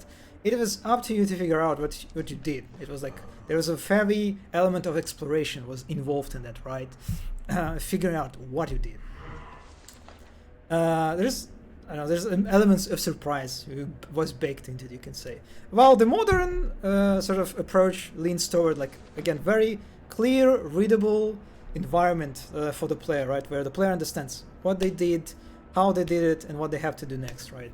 And it's kind of funny how in this case, even so, it's so clear that they try to like follow the modern design approach. They kind of accidentally executed the retro design approach, since like when you interact with an object and you have no idea what you changed in the environment. Alright, but we know it because I managed to jump and notice a gate that, yeah, actually, this is, oh man, what? Yeah, I'm so curious what happened, like, here again, like, environmental storytelling wise, like, why this floor just collapsed? What happened? Or maybe it's like one of the shells that we saw earlier, except this shell managed to detonate. And now we have like this sort of like a crater, I guess you can say. To be honest, as a trackball endurer, I sometimes am grateful that the game allows for something positional fighting. I mean, yeah, I don't think, again, I think rules, again, exist, especially in the context of game design. It's like that sometimes it is desirable to break them and I almost said perverse them. What is perversion on this stream? What's the word? Oh my god, I forgot another word. Subversion, yeah, subversion is good, right? So I don't. I think just in that case it was kind of maybe not worth it. Yeah, I don't know. Reach for my bright past to my bright future. I don't. You can maybe, you can dig deep enough and you think about, like, what is level design, right? It is ultimately a conversation, right? It's non-direct conversation between a level designer, environment artist, basically anyone who worked on the level. In old times, it was level designer mostly, and the player, right? It is, right? It is. I am moving through the environment that was constructed by someone's hand, right? Someone with some level of intentionality put it here, and so you know what? You can, I think, with some level of legitimacy, but fucking whatever. Think about this bridge in this way, right? Like, the level designer, he was so, in some level of despair, So he decided to put this bridge that just connects to nowhere and has nothing, just a pile of bones, to express their emotional state. And like most players will miss it, but some of us who like are hyper aware of that, we can think about it and be like, maybe this is what happened here.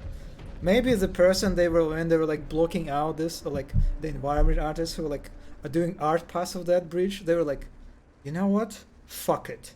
There will be no door. There will be no collectible. Because this is how I feel right now. I think there's something poetic about it.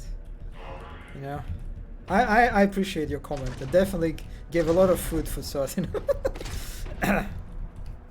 Subversion, perversion, it's all the same stuff. Yeah, I guess you can look at it this way for sure.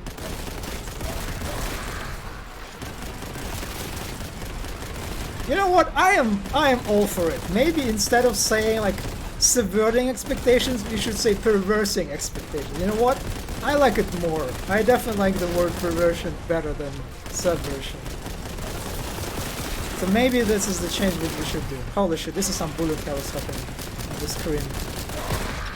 And I ran off ammo. Holy, that didn't happen to me in a while. Honestly, like, holy shit, the screamers, the way they're so low, right? They're not even, they don't even feel like flying enemies actually. They feel like just normal enemies. They're just floating a little bit above the ground.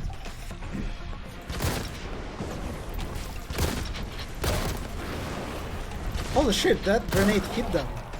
Grenades are super consistent in this game. I really like it. I like, even when I think that I won't be able to... Oh, I picked up the key. Can I open the gate? Where is the gate? Can I leave this? Is it the gate? Why did it get... Huh? Wait a second. Why would you give me a key before finishing?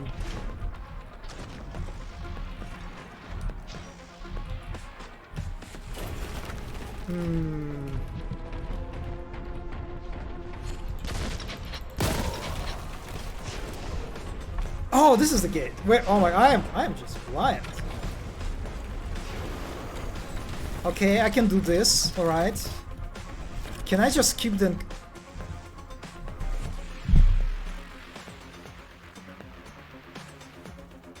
Wow, they just let me skip the encounter. That's interesting. Huh.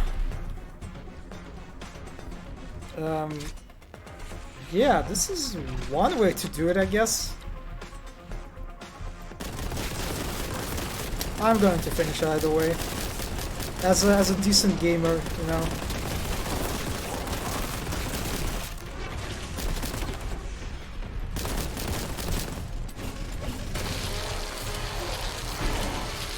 Oh. Am I done? Yeah, I think I'm done.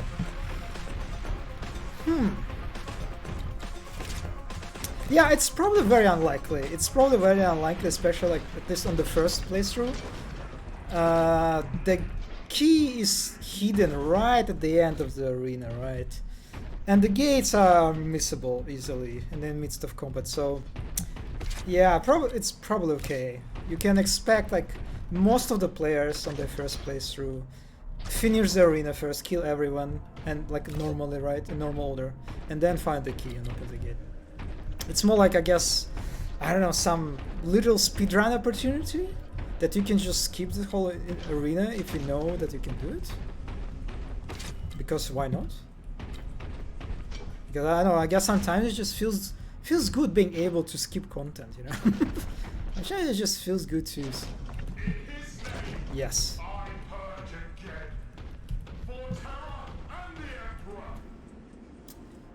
Plot perversion instead of plot of yes, this is exactly what I'm talking about. To be honest, I really like just how fast you're in this game. I think few Spaceman games do justice how fast these guys can run and how it's... Yeah, it is true. It is definitely like one of the kind of like qualities that Spacemen have, right? They're big, they're chunky, they're heavy, but they're also quite agile. Actually, they're kind of like surprisingly agile, and they're like the cinematic. The short cinematic, the Astartes that I mentioned earlier, I think does well, like depicting this quality of Space Marines.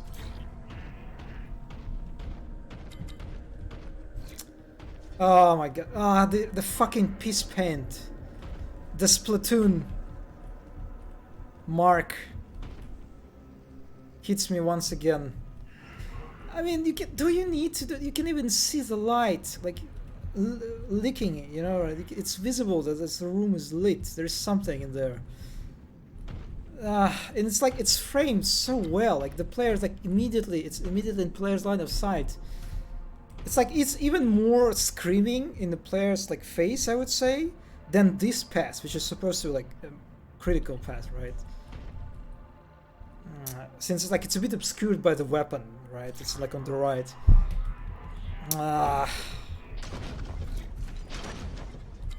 Huh? Wait, what? Is it? Somehow I expected to be a secret here. Invisible walls? Like the illusory walls?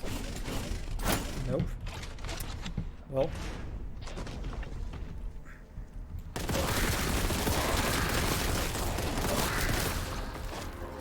I was just admiring this skull graffiti. Well, I guess it's on the more of a generic side. But still, pretty lovely work.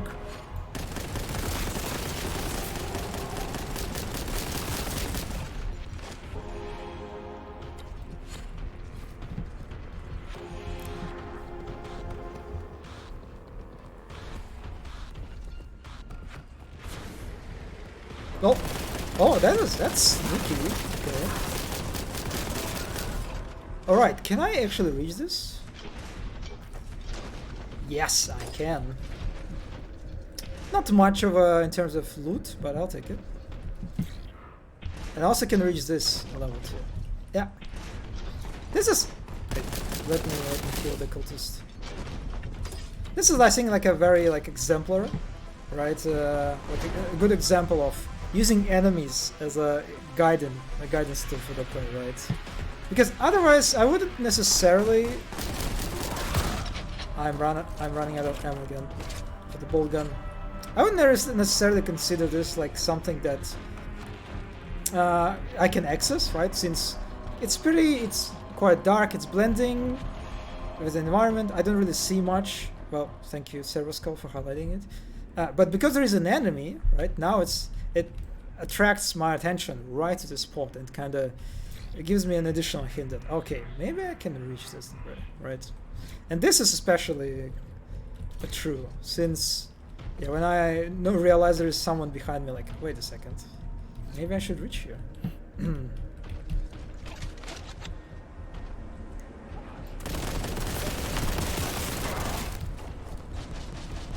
Okay, I'm just going. Yeah, there's no sound. Okay.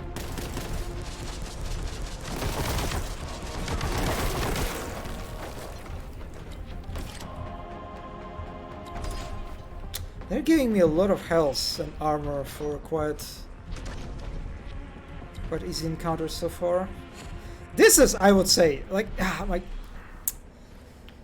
I mean,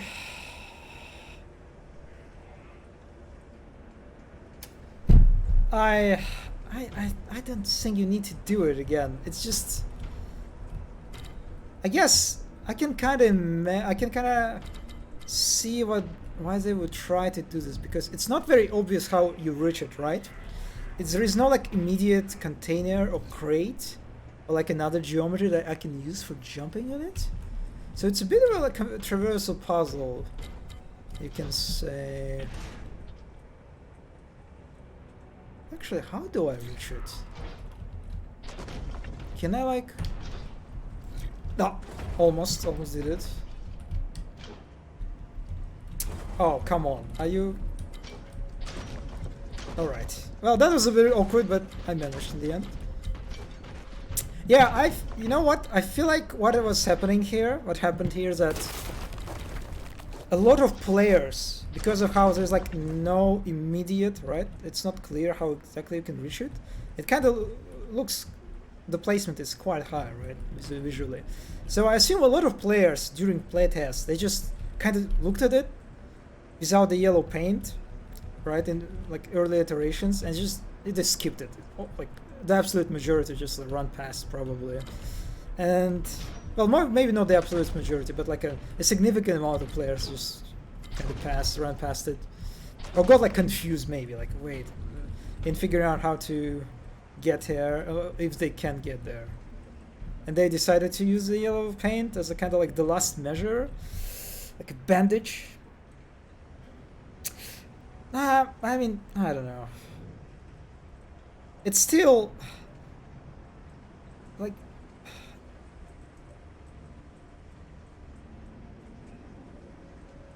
the way it's so like explicitly tells you and screams in your face, you know, like, yeah, you can get here, come on, find a way, yeah, you can reach this place, don't you see me, you know, like it's like a megaphone, it's like a level designer putting a megaphone right to my fucking ears, you know, and screaming and using it like, I don't know.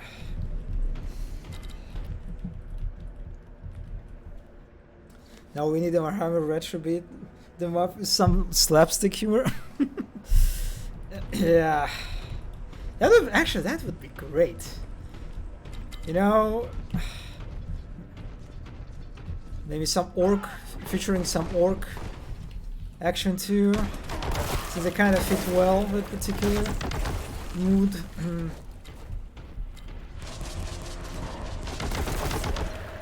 Man, they really like using this like, I don't, can you call them like windows position, like to ambush player.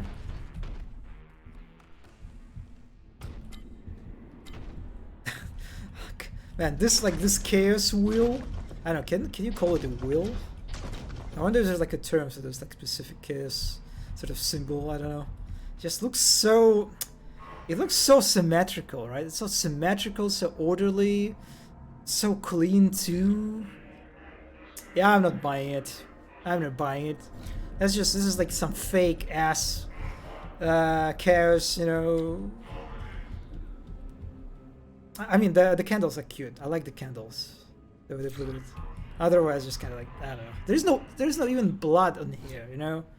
Like when you put chaos elements, right? The iconography, the banners, like the fucking whatever it is. I don't know, you know how you do that. You know, it's like a bunch of cultists. How do you make? It's like it's a piece of art, basically, right? It's like you need to be like a real craftsmanship, like a real master to be able to like create something like this.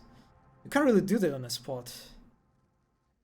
Anyway, getting a little bit too obsessed with this one. Maybe do I use the container? Okay, this is... Oh, maybe I can jump on the... Yeah, oh. Okay. Yeah, the vaulting, it doesn't work always. It's quite inconsistent, but...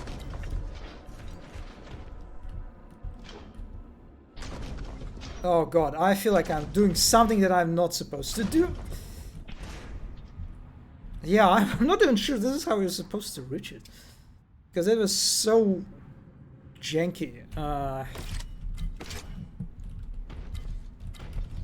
Again, just some replenishment. Again, some just beautiful action of moving through containers. Oh, wait a second. So there is actually like an additional health limit for the small health pickups. Ah, that's sad. Really, I was praising these pickups so much, and it's actually there is a limit that you can hit. Oh, that's disappointing.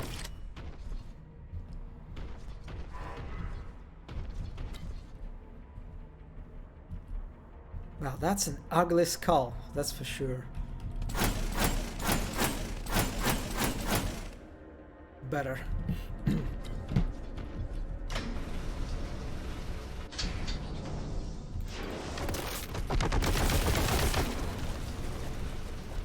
Huh? Ah, that's just a scorch mark from the projectile of the pink horror.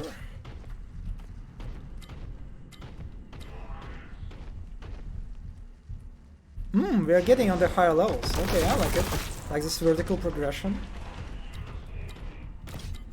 Again, my favorite floor. Always happy to see you, buddy.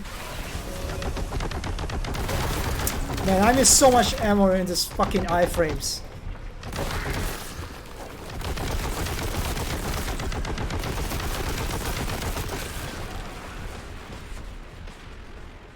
There is a key. Oh yeah, there was a gate. I remember.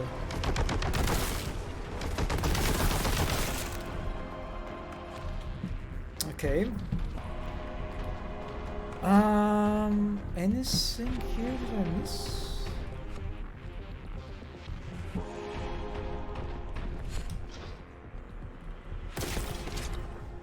Oh, that was a nice landing. Okay, the gate is... Here it is. Nice. I'll take it.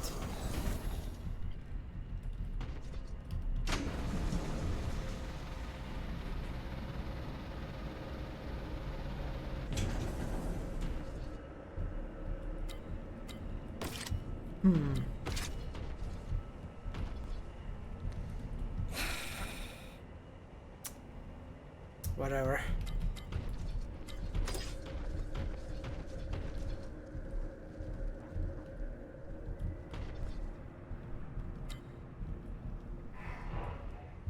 Man, I really kind of leaned into like vertical layouts for this one, which I definitely appreciate. It's just also like a good contrast, right, to the previous like breach level, which is mostly like quite horizontal, right, in its quality, which I mean naturally because it's a breach. So that's a good contrast between levels. Man, everything is so eerily just... There's like no one. Like, waiting for the ambush any second now. Of course, the Baskin and Robbins wall appeared. Okay, time.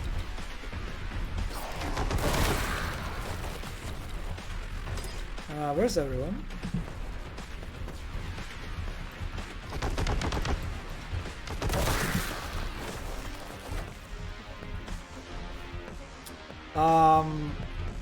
Hello?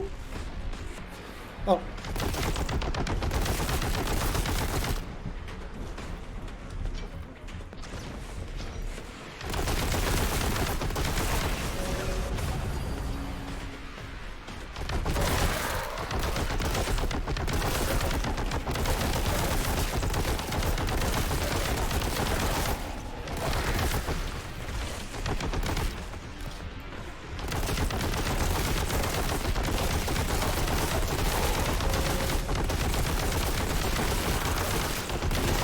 And they're so conveniently spawning right in front of me.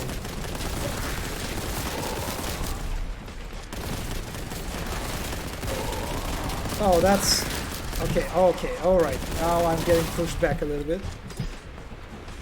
What is this place?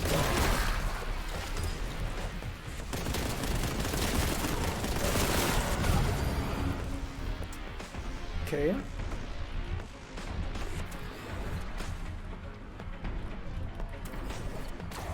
Oh, who's it? Just a lonely cultist.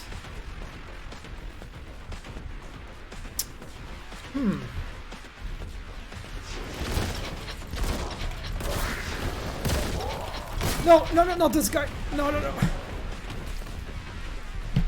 Oh no, why did I stop? Okay, that's... Okay, alright. Oh, I can't choose it. I was so like secure and safe, like in one moment. just next second everything goes to hell, literally.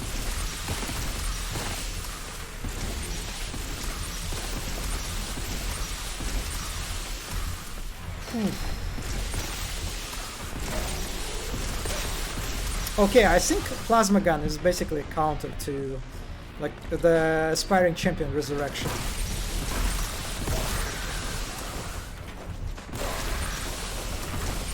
Oh, there's a Terminator, good to know.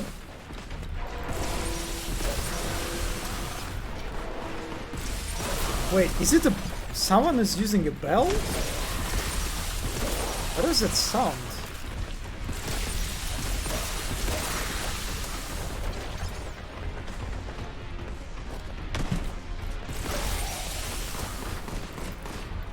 Grenades?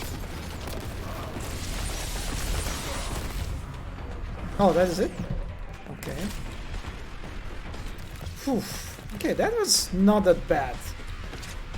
outside of me stopping in front of a sparring champion for some reason.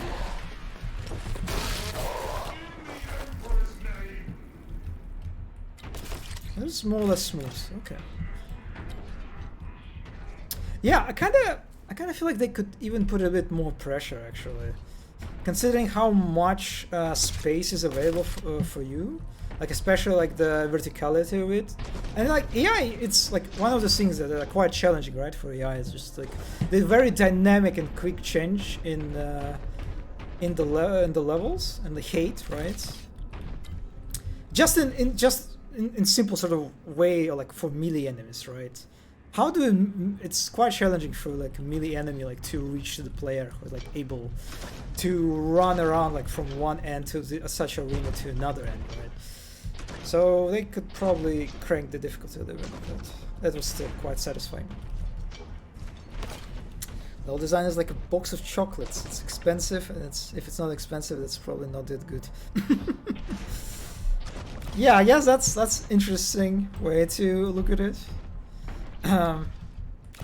That reminds me, like I was watching like a GDC presentation from I think it was like a level designer from Naughty Dog, how he was basically comparing the way like he was approaching pacing structure of a level, and he was like comparing to like the pacing of a wrestling shows, how like the ways they do it in wrestling, basically, how there's like a specific pacing to it too, like how there are like different phases, how like the main like a fighter, I think it's the funny term is like I think baby face or something, this is the way they call it.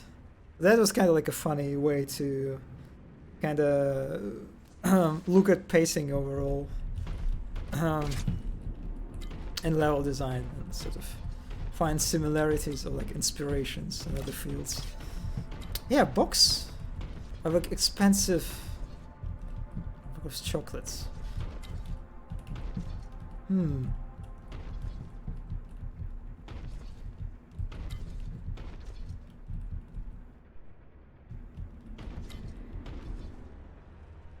Wait, where am I supposed to go? I'm just like...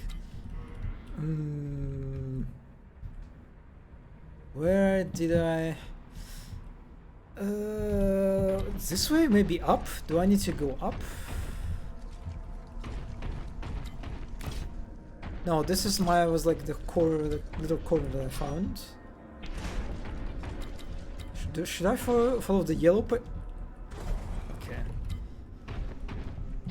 Sure. Just decided not to vault for some reason. Again. Yeah.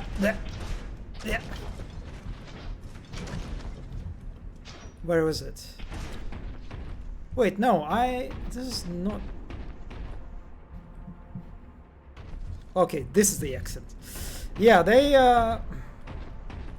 maybe they could light the room a little bit brighter, how they did in, like, the... one of the earlier levels, right? Since it's a bit like the exit gate, it's like recognizable, like image definitely gets a little bit obscured by the fog, right?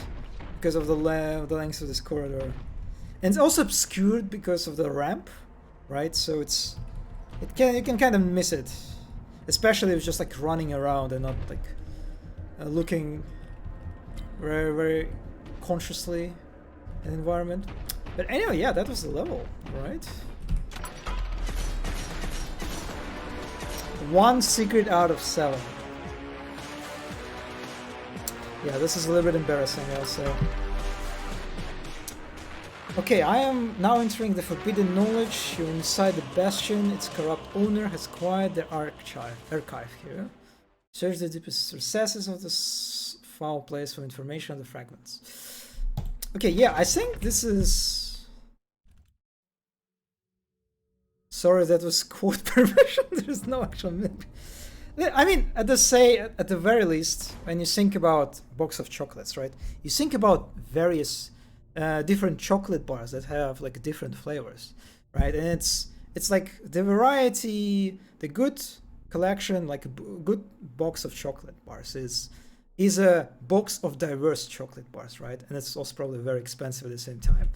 And so you can say as like the variety is like a spice of life, right? Just as in box of chocolates, just like in level design too, right? So it's like the good level design, like the foundational aspect of level design is just like having a contrast, right? Whether when it comes to encounters, environments, stuff like that. So that's you can definitely use box of chocolates as a guiding as a one way to compare and a look at level design. But anyway, I think I'll end here for tonight. It's been almost 4 hours.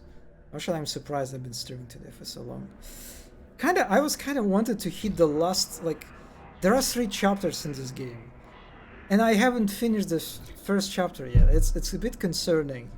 I kind of hope this level is the end of the first chapter. That's my hope, but for the very least. But yeah, anyway, that was it for today.